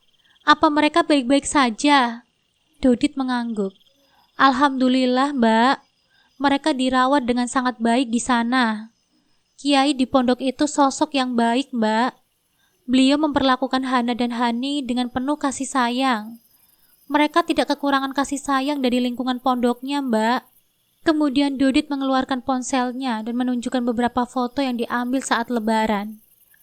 Aku melihat dua gadis kecil dalam balutan baju muslim yang nampak terlalu longgar untuk tubuh mereka yang kurus. Senyum mereka nampak dipaksakan, seolah mereka ingin terlihat bahagia tetapi tidak bisa menyembunyikan kesedihan di matanya. Tanganku gemetar saat aku mengambil ponselku sendiri dan membandingkan foto-foto yang dikirimkan oleh Mas Zulfi dengan foto yang ada di tangan Dodit. Aku terperanjat. Foto yang selama ini dikirimkan oleh Mas Zulfi kepadaku adalah foto lama. Aku merasa tertipu. Selama ini aku berpikir mereka baik-baik saja. Ternyata kenyataannya jauh lebih pahit. Di mana pondoknya? Tanyaku dengan cepat, tanpa bisa menyembunyikan kegelisahan di dalam suaraku. Dodi tidak menjawab dengan kata-kata, melainkan langsung berdiri. Dua orang tuaku ikut bangkit dari tempat duduknya. Ayo Mbak, kita ke sana sekarang, ajak Dodit. Saat aku bersiap pergi, mataku sekilas menangkap dua tas berwarna merah muda yang Dodit bawa. Itu pasti milik Hana dan Hani. Entah mengapa hatiku semakin hancur membayangkan betapa tersiksanya perasaan mereka selama ini. Sepanjang perjalanan, aku hanya bisa menangis tanpa suara. Air mataku terus mengalir dengan deras, membasahi pipiku. Aku meratapi nasib anak-anakku yang ternyata jauh dari bayanganku. 3 tahun aku bekerja keras di negeri orang, mengorbankan kebersamaanku dengan keluarga demi masa depan mereka. Namun kenyataannya justru seperti ini. Anak-anakku bukan hanya kehilangan kasih sayang seorang ibu, tetapi juga diabaikan oleh ayahnya sendiri. Mobil yang kami tumpangi akhirnya berhenti di depan sebuah bangunan sederhana dengan pelang besar bertuliskan Pondok Pesantren Rijalul Mustafa. Aku menatap tulisan itu lekat-lekat, berusaha membayangkan kehidupan Hana dan Hani di tempat ini. Apakah mereka pernah menangis sendirian di malam hari, merindukan pelukan ibunya? Apakah mereka pernah bertanya-tanya kenapa aku tidak pernah datang menjemput mereka? Tiba-tiba air mataku semakin deras mengalir. Hatiku terasa sakit. Nyeri tidak bisa diungkapkan dengan kata-kata. Ketika kami turun dari mobil, para pengurus pondok menyambut kami dengan hangat. Mereka terlihat ramah dan sopan, tetapi aku tidak bisa fokus. Mataku hanya mencari dua sosok kecil yang selama ini selalu ada di dalam doaku. Tidak butuh waktu lama, Hana dan Hani akhirnya muncul dari dalam. Begitu mereka melihatku, mereka berhenti sejenak. Mata mereka membesar, seolah tidak percaya dengan apa yang mereka lihat. Aku membuka kedua tanganku lebar-lebar, siap menyambut mereka dalam pelukanku. Bunda! Suara mereka pecah dalam tangisan. Mereka berlari ke arahku, dan aku segera menyambut mereka dengan pelukan erat. Aku menahan tangis yang semakin ingin pecah, tetapi pada akhirnya aku menyerah. Maafkan Bunda ya nak, maafkan Bunda. Isaku di tengah pelukan mereka. Aku tidak akan membiarkan mereka menderita lagi. Tidak akan. Maafkan Bunda baru bisa pulang sekarang nak. Selama ini, Bunda benar-benar percaya dengan apa yang diceritakan oleh ayahmu. Bunda berpikir kalian baik-baik saja, terlindungi, dan tumbuh dengan penuh kasih sayang di bawah asuhan ayah kalian. Bunda benar-benar bodoh karena tidak memastikan semuanya sendiri. Maafkan Bunda sayang, ucapku dengan suara bergetar. Air mataku sudah tidak bisa terbendung lagi. Aku semakin erat memeluk mereka, seolah tidak ingin melepaskannya. 3 tahun sudah aku tidak melihat putri kecilku secara langsung. Sekarang mereka sudah tumbuh besar. Wajah mereka masih sama seperti yang aku ingat, tetapi ada sedikit kecanggungan dalam tatapan mereka kepadaku. Aku menyadari bahwa waktu yang berlalu telah menciptakan jarak di antara kami. Setelah beberapa saat, aku melepaskan pelukan, dan kedua gadis itu segera berlari ke arah orang tuaku, memeluk mereka dengan erat. Aku hanya bisa memandangi mereka dengan hati yang penuh sesak. Kini tugas utamaku adalah membawa mereka pulang. Bukan aku tidak menyukai pondok pesantren, tetapi aku ingin membesarkan mereka sendiri, melihat mereka tumbuh di bawah pengawasanku. Aku ingin menebus kesalahanku selama 3 tahun yang terbuang sia-sia. Dodit menemaniku bertemu dengan para pengurus pondok. Dia membantuku menjelaskan tujuan kedatanganku kepada mereka. Namun ternyata proses penjemputan tidak semudah yang aku bayangkan. Hanya wali resmi yang bisa membawa pulang santri, ujar salah satu pengurus dengan nada tegas. Tapi saya ibu kandung mereka, Mbah Kiai, kataku dengan penuh harap. Maaf Bu, bukan kami tidak percaya, tetapi begitulah prosedurnya. Siapapun boleh menjenguk selama masih ada di dalam lingkungan pondok, tetapi hanya wali sah yang berhak membawa santri pulang. Ini adalah aturan yang telah berlaku sejak pondok ini berdiri, jawabnya dengan sopan. Aku mengerit, merasa ada yang tidak beres. Tapi bukankah orang tua seharusnya dianggap wali santri? Tanyaku dengan bingung. Pengurus muda yang duduk di sebelahnya menghela nafas sebelum menjelaskan. Dalam dokumen pendaftaran, wali dari Hana dan Hani adalah Bapak Sulfi. Nama Ibu Nadira tidak tercantum karena telah bercerai secara hukum. Selain itu, hak asuh anak-anak juga berada di tangan beliau. Kami hanya mengikuti dokumen yang ada. Aku menoleh pada Dodit, berharap dia bisa membantuku. Aku memang tidak terlalu paham soal hukum, terutama soal hak asuh anak. Dodit maju sedikit ke depan. Suaranya terdengar lebih berani. Mbah Kiai, mohon maaf sebelumnya. Bu Nadira ini baru pulang dari luar negeri. Dia menjadi TKW atas permintaan suaminya sendiri. Saya saksi hidup dari semua kejadian itu. Saat itu, Mas Sulfi mengalami kecelakaan kerja dan tidak bisa berjalan selama lebih dari 6 bulan. Demi keluarga, Bu Nadira rela bekerja ke luar negeri. Pimpinan pondok mengangguk. Wajahnya nampak penuh pemahaman. Saya mengerti keadaan yang terjadi. Namun kami tetap tidak bisa melepaskan kedua putri itu begitu saja. Saran saya, selesaikan dulu masalah ini dengan Pak Sulfi. Saya janji, selama proses itu, kedua putri ibu akan tetap aman di sini. Aku menghela nafas panjang. Bagaimana jika ayah mereka yang datang menjemput? Tanyaku penuh kekhawatiran. Saya bisa memastikan itu tidak akan terjadi, jawab Mbah Kiai dengan senyum penuh keyakinan. Aku masih ragu. Aku takut putri-putriku akan berpikir kalau aku kembali meninggalkan mereka. Namun akhirnya aku mengangguk setuju. Aku kembali menghampiri Hana dan Hani yang masih bercakap-cakap dengan kedua orang tuaku. Aku berjongkok di hadapan mereka dan berkata dengan lembut, "Nak, Bunda sudah meminta izin kepada Mbah Kiai untuk membawa kalian pulang. Tetapi sayangnya Bunda belum bisa. Ada beberapa dokumen yang harus Bunda urus terlebih dahulu agar bisa membawa kalian kembali." Meskipun mereka mendengarkan dengan serius, tidak ada reaksi besar dari mereka. Aku pun menelan ludah. Aku tidak ingin mengatakan hal buruk tentang ayah mereka. Biarkan mereka mengetahui sendiri kenyataan dari orang lain, bukan dari mulutku. Hani tiba-tiba membuka suara. "Bunda mau di rumah terus? Gak kerja ke luar negeri lagi ya? Uangnya cukup buat bayar sekolah kami. Kan sekolah kami mahal, Bun." Pertanyaan yang menusuk hatiku. Siapa yang mengatakan hal seperti itu kepada mereka?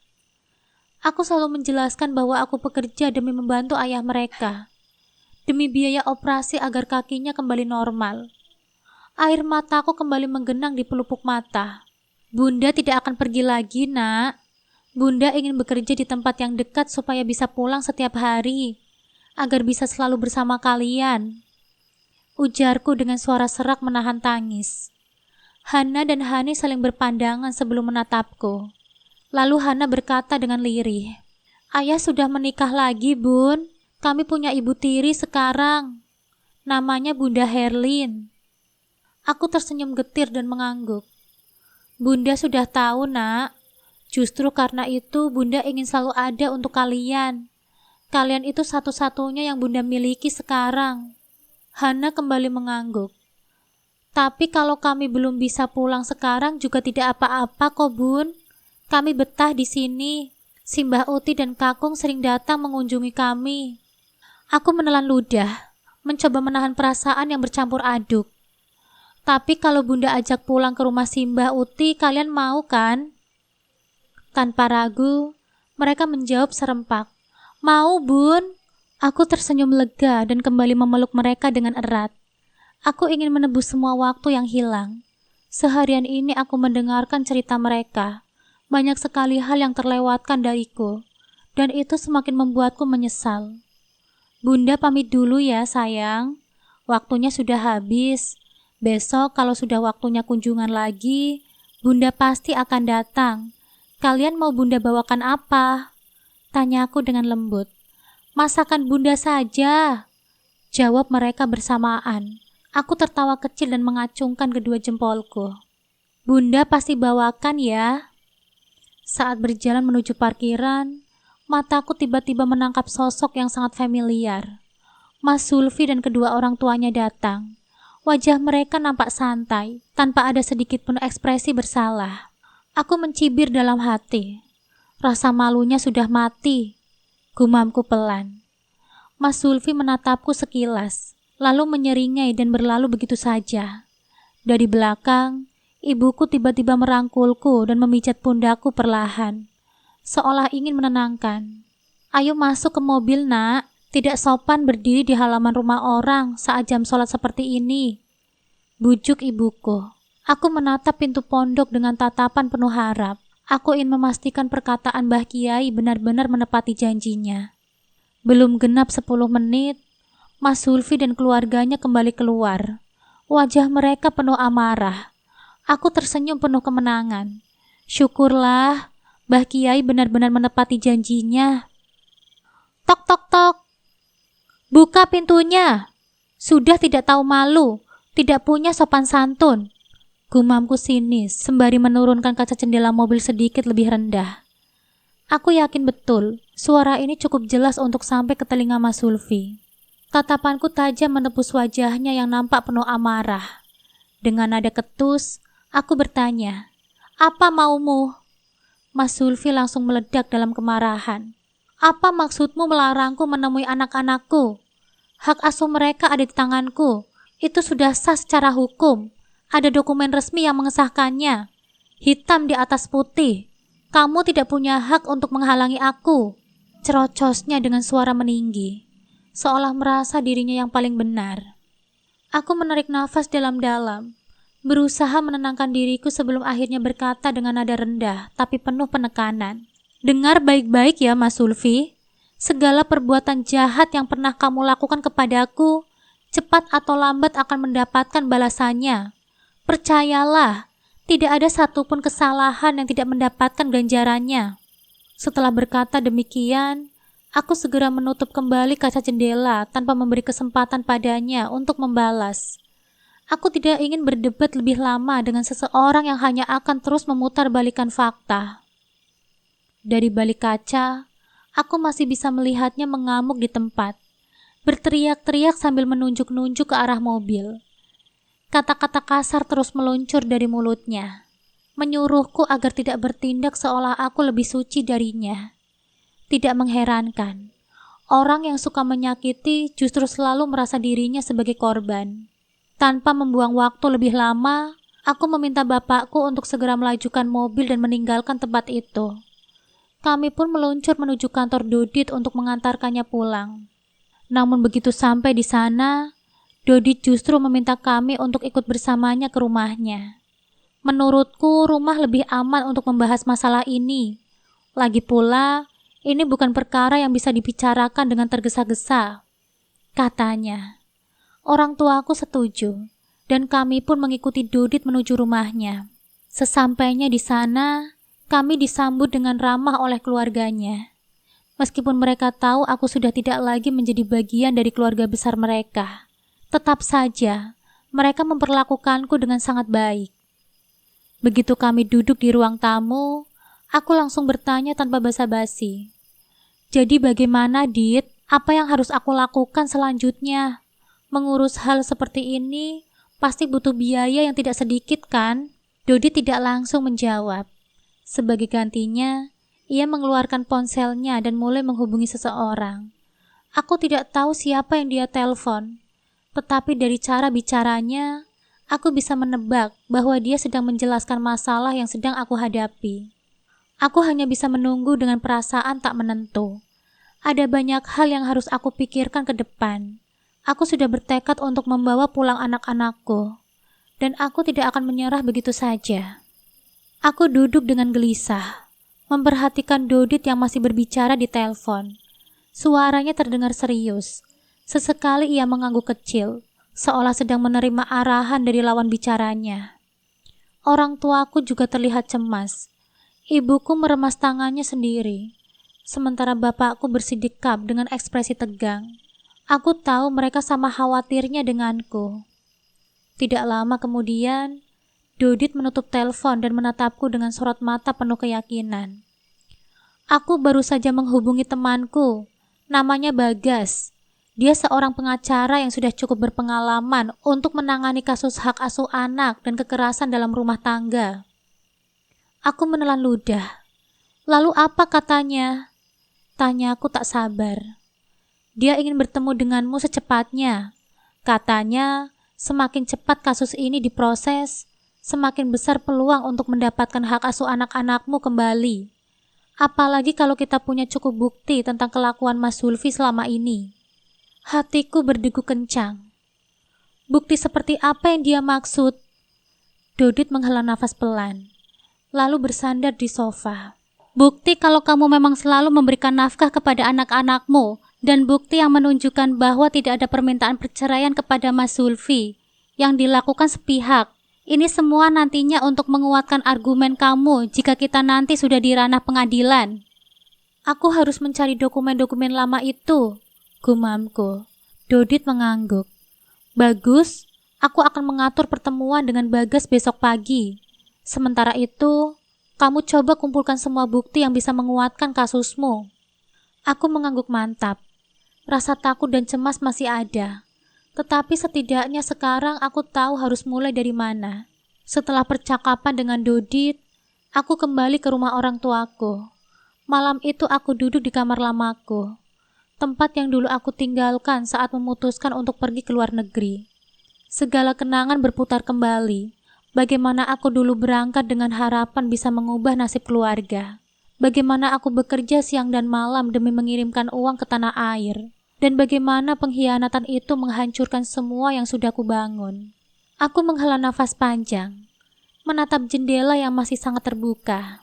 Di luar, langit malam nampak gelap, seakan mencerminkan hatiku yang masih dipenuhi dengan luka. Tapi aku tidak boleh larut dalam kesedihan. Aku mengambil air wudhu, merasakan dinginnya air mengalir di kulitku, seolah membersihkan segala beban yang selama ini aku pikul.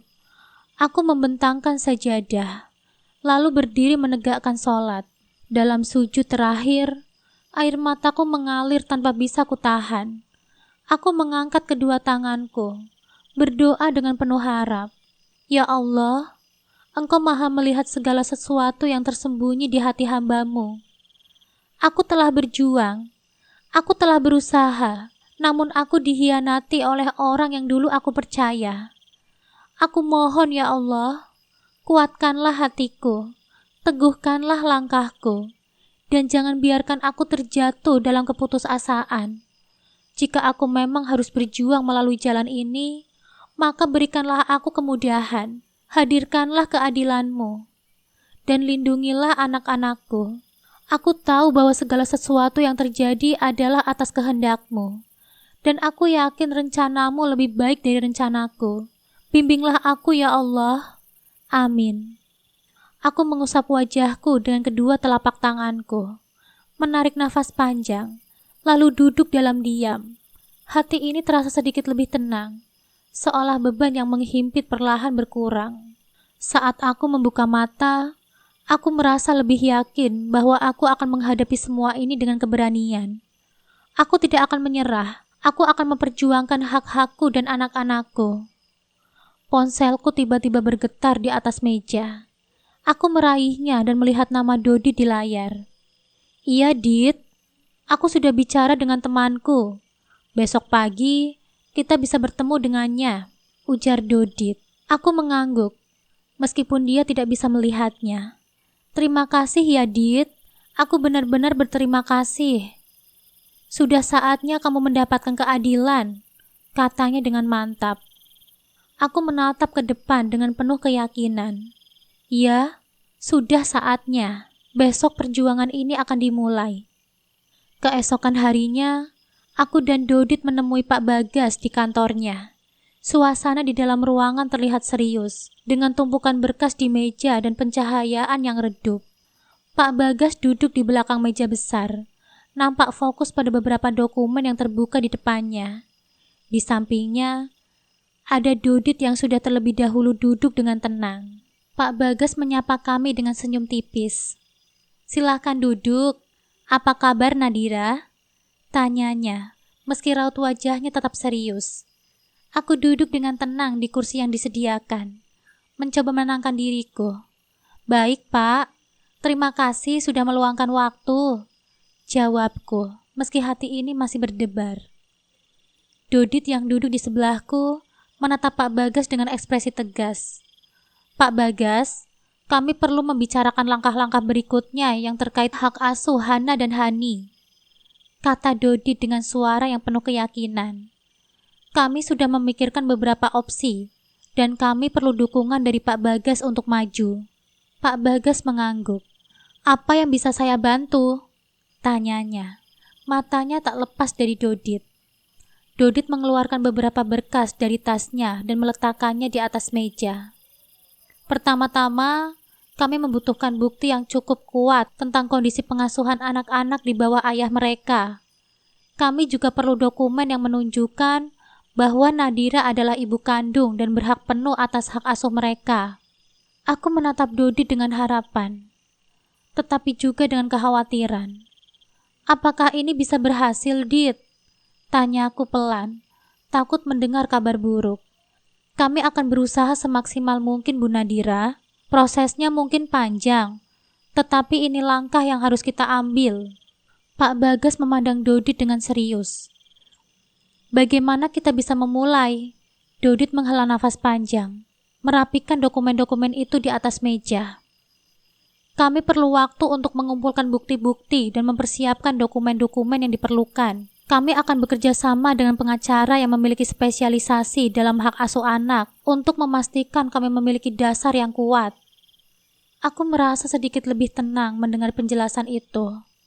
Terima kasih Pak Bagas, kataku, merasa lebih yakin meskipun jalan yang harus kami tempuh tidak akan mudah. Pak Bagas mengangguk, tersenyum tipis. Jangan khawatir Bu Nadira, saya percaya kita bisa melalui ini semua. Jangan ragu untuk meminta bantuan jika kalian membutuhkannya. Sore itu setelah pertemuan selesai, aku dan Dodit kembali ke rumah. Banyak hal yang masih harus dipersiapkan. Namun aku merasa lebih siap untuk menghadapi tantangan yang ada. Aku bertekad untuk membawa Hana dan Hani pulang. Dan aku tidak akan berhenti berjuang untuk mereka. Setelah pertemuan kami dengan Pak Bagas, Dodit dan aku sepakat untuk melangkah lebih maju. Kami memutuskan untuk mengunjungi Lembaga Perlindungan Perempuan dan Anak. Berharap mereka dapat memberikan bantuan hukum dan dukungan moral yang sangat kami butuhkan. Begitu juga dengan rencana kami untuk mencari keputusan terbaik dari pondok pesantren tempat Hana dan Hani belajar, agar mereka bisa aku bawa pulang terlebih dahulu. Hari itu kami bertiga, Dodit, Pak Bagas dan aku, pergi menuju kantor Lembaga Perlindungan Perempuan dan Anak yang terletak tidak jauh dari pusat kota. Suasana di sana cukup tenang, namun aku bisa merasakan ketegangan di udara. Kami disambut oleh seorang staf yang ramah, yang langsung mengarahkan kami ke ruangan pertemuan.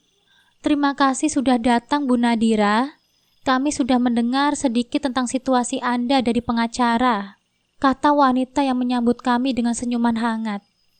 "Kami akan melakukan yang terbaik untuk membantu Anda mendapatkan hak asuh anak-anak Anda." Aku mengangguk, merasa sedikit lebih tenang dengan kata-katanya, meski berat hati masih menghantui. Dodit yang duduk di sampingku memulai pembicaraan dengan suara serius. "Bu Nadira berhak atas hak asuh anak-anaknya.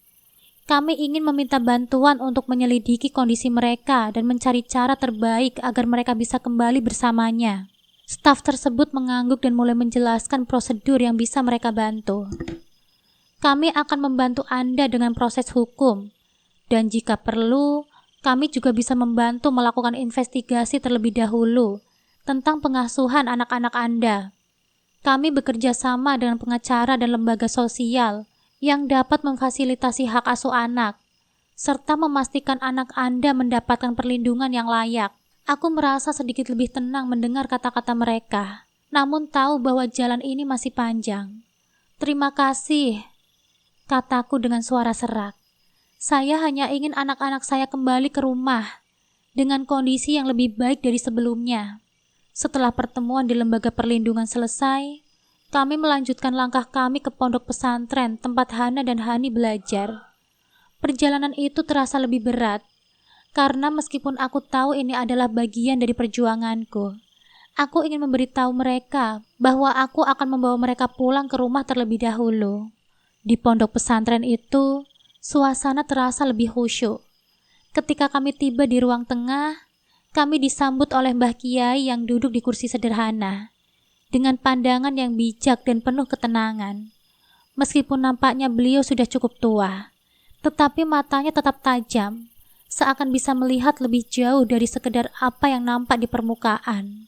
Dodit, Pak Bagas, dan aku duduk di hadapannya dengan rasa hormat yang mendalam. Kami tahu bahwa keputusan Mbah Kiai akan sangat penting dalam langkah kami selanjutnya. Setelah kami menjelaskan tentang kondisi yang kami hadapi, tentang perceraian, hak asuh anak, dan perjuangan kami untuk membawa Hana dan Hani pulang, Mbah Kiai terdiam sejenak. "Anak-anak adalah amanah dari Allah, Mbak Nadira. Tanggung jawab untuk membesarkan mereka adalah tugas yang mulia dan harus dilaksanakan dengan penuh kesungguhan," ujar Mbah Kiai dengan suara tenang namun penuh makna. "Saya memahami perasaan Anda, namun yang terpenting sekarang adalah kesejahteraan masa depan anak-anak tersebut." Pak Bagas dan Dodit menatap Mbah Kiai dengan harap-harap cemas.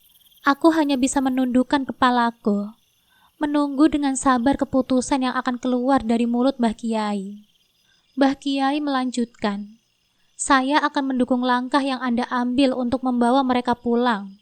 Asalkan semua dilakukan dengan cara yang benar dan penuh kasih sayang.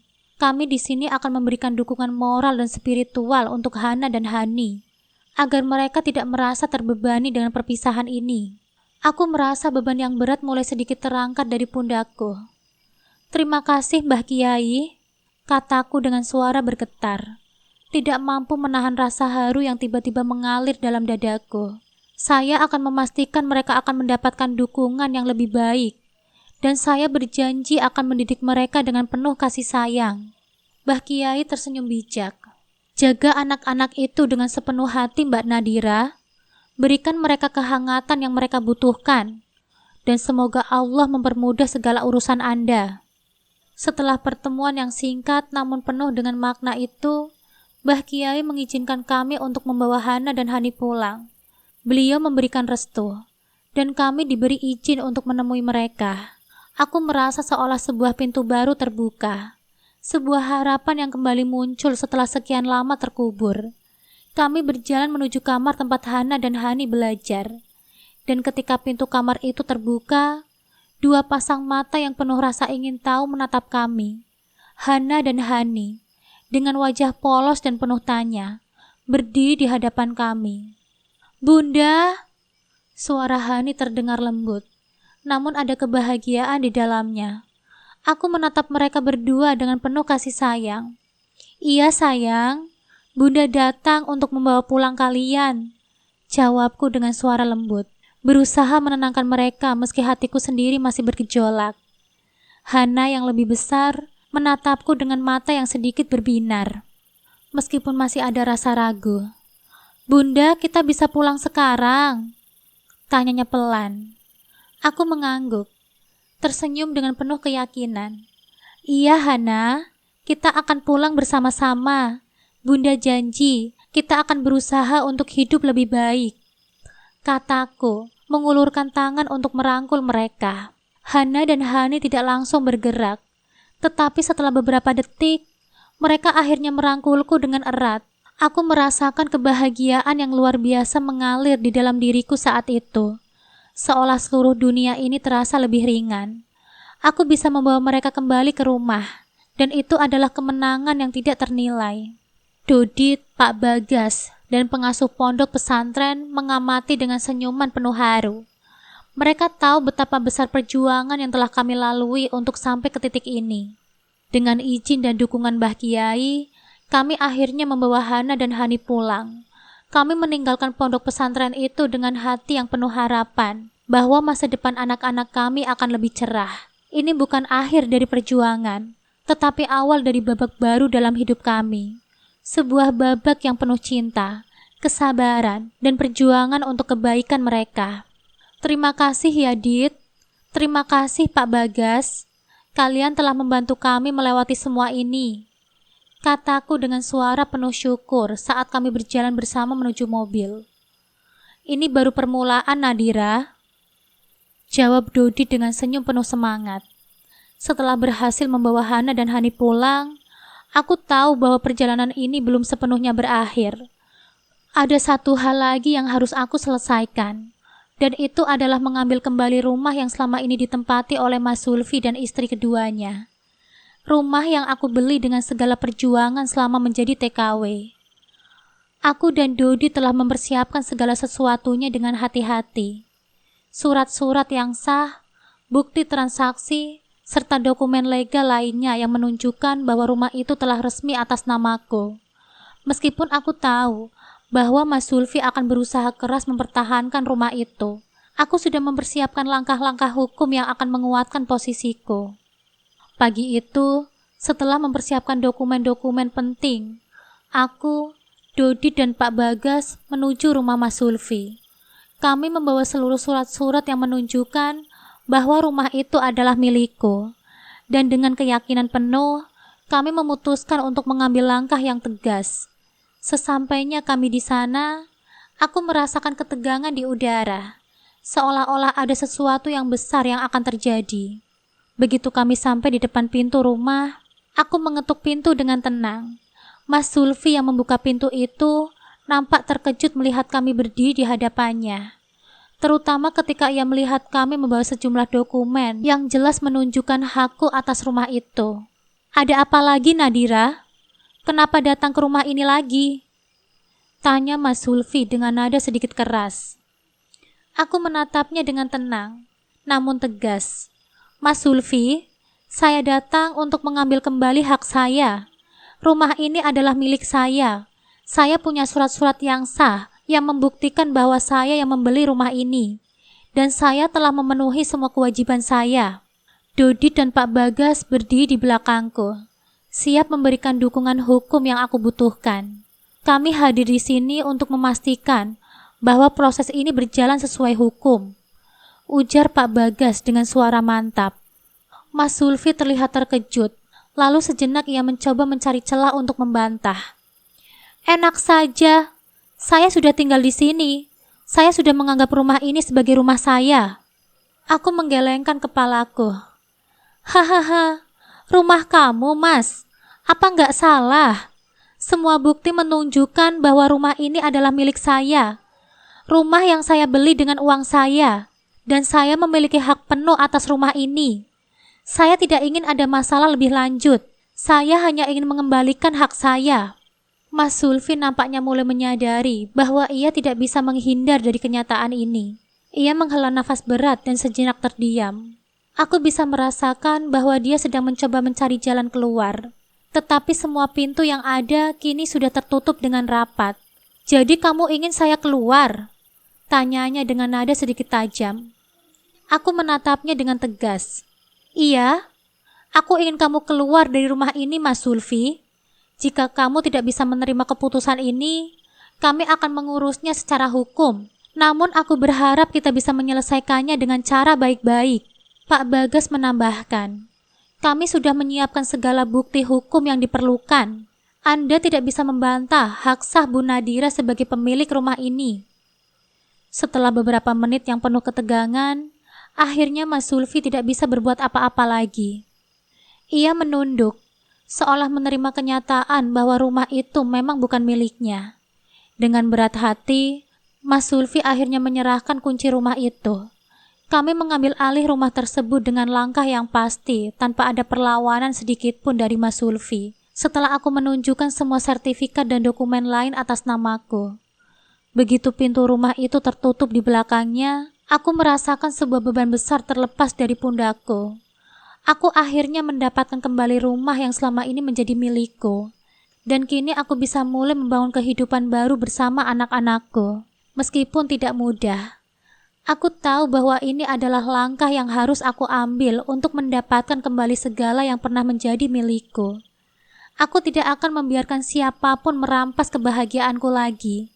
Rumah ini adalah simbol dari perjuanganku, dan kini aku bisa menyambut masa depan yang lebih baik dengan Hana dan Hani. Terima kasih Pak Bagas, Dodit. Tanpa bantuan kalian, aku tidak tahu apa yang akan terjadi, kataku dengan rasa syukur yang mendalam. Dodit tersenyum. Ini adalah bagian dari tugas kita, Mbak Nadira. Kami akan terus mendukungmu. Kami meninggalkan rumah itu dengan perasaan lega dan penuh harapan. Perjalanan ini mungkin baru saja dimulai, tetapi aku tahu satu hal yang pasti. Aku akan berjuang untuk hak-hakku dan kebahagiaan anak-anakku, apapun yang terjadi. Akhirnya, aku sadar bahwa perjuanganku tidak hanya tentang keadilan dan hak asuh anak. Ini tentang memperjuangkan keluarga, cinta, dan kebahagiaan yang pantas didapatkan oleh setiap orang.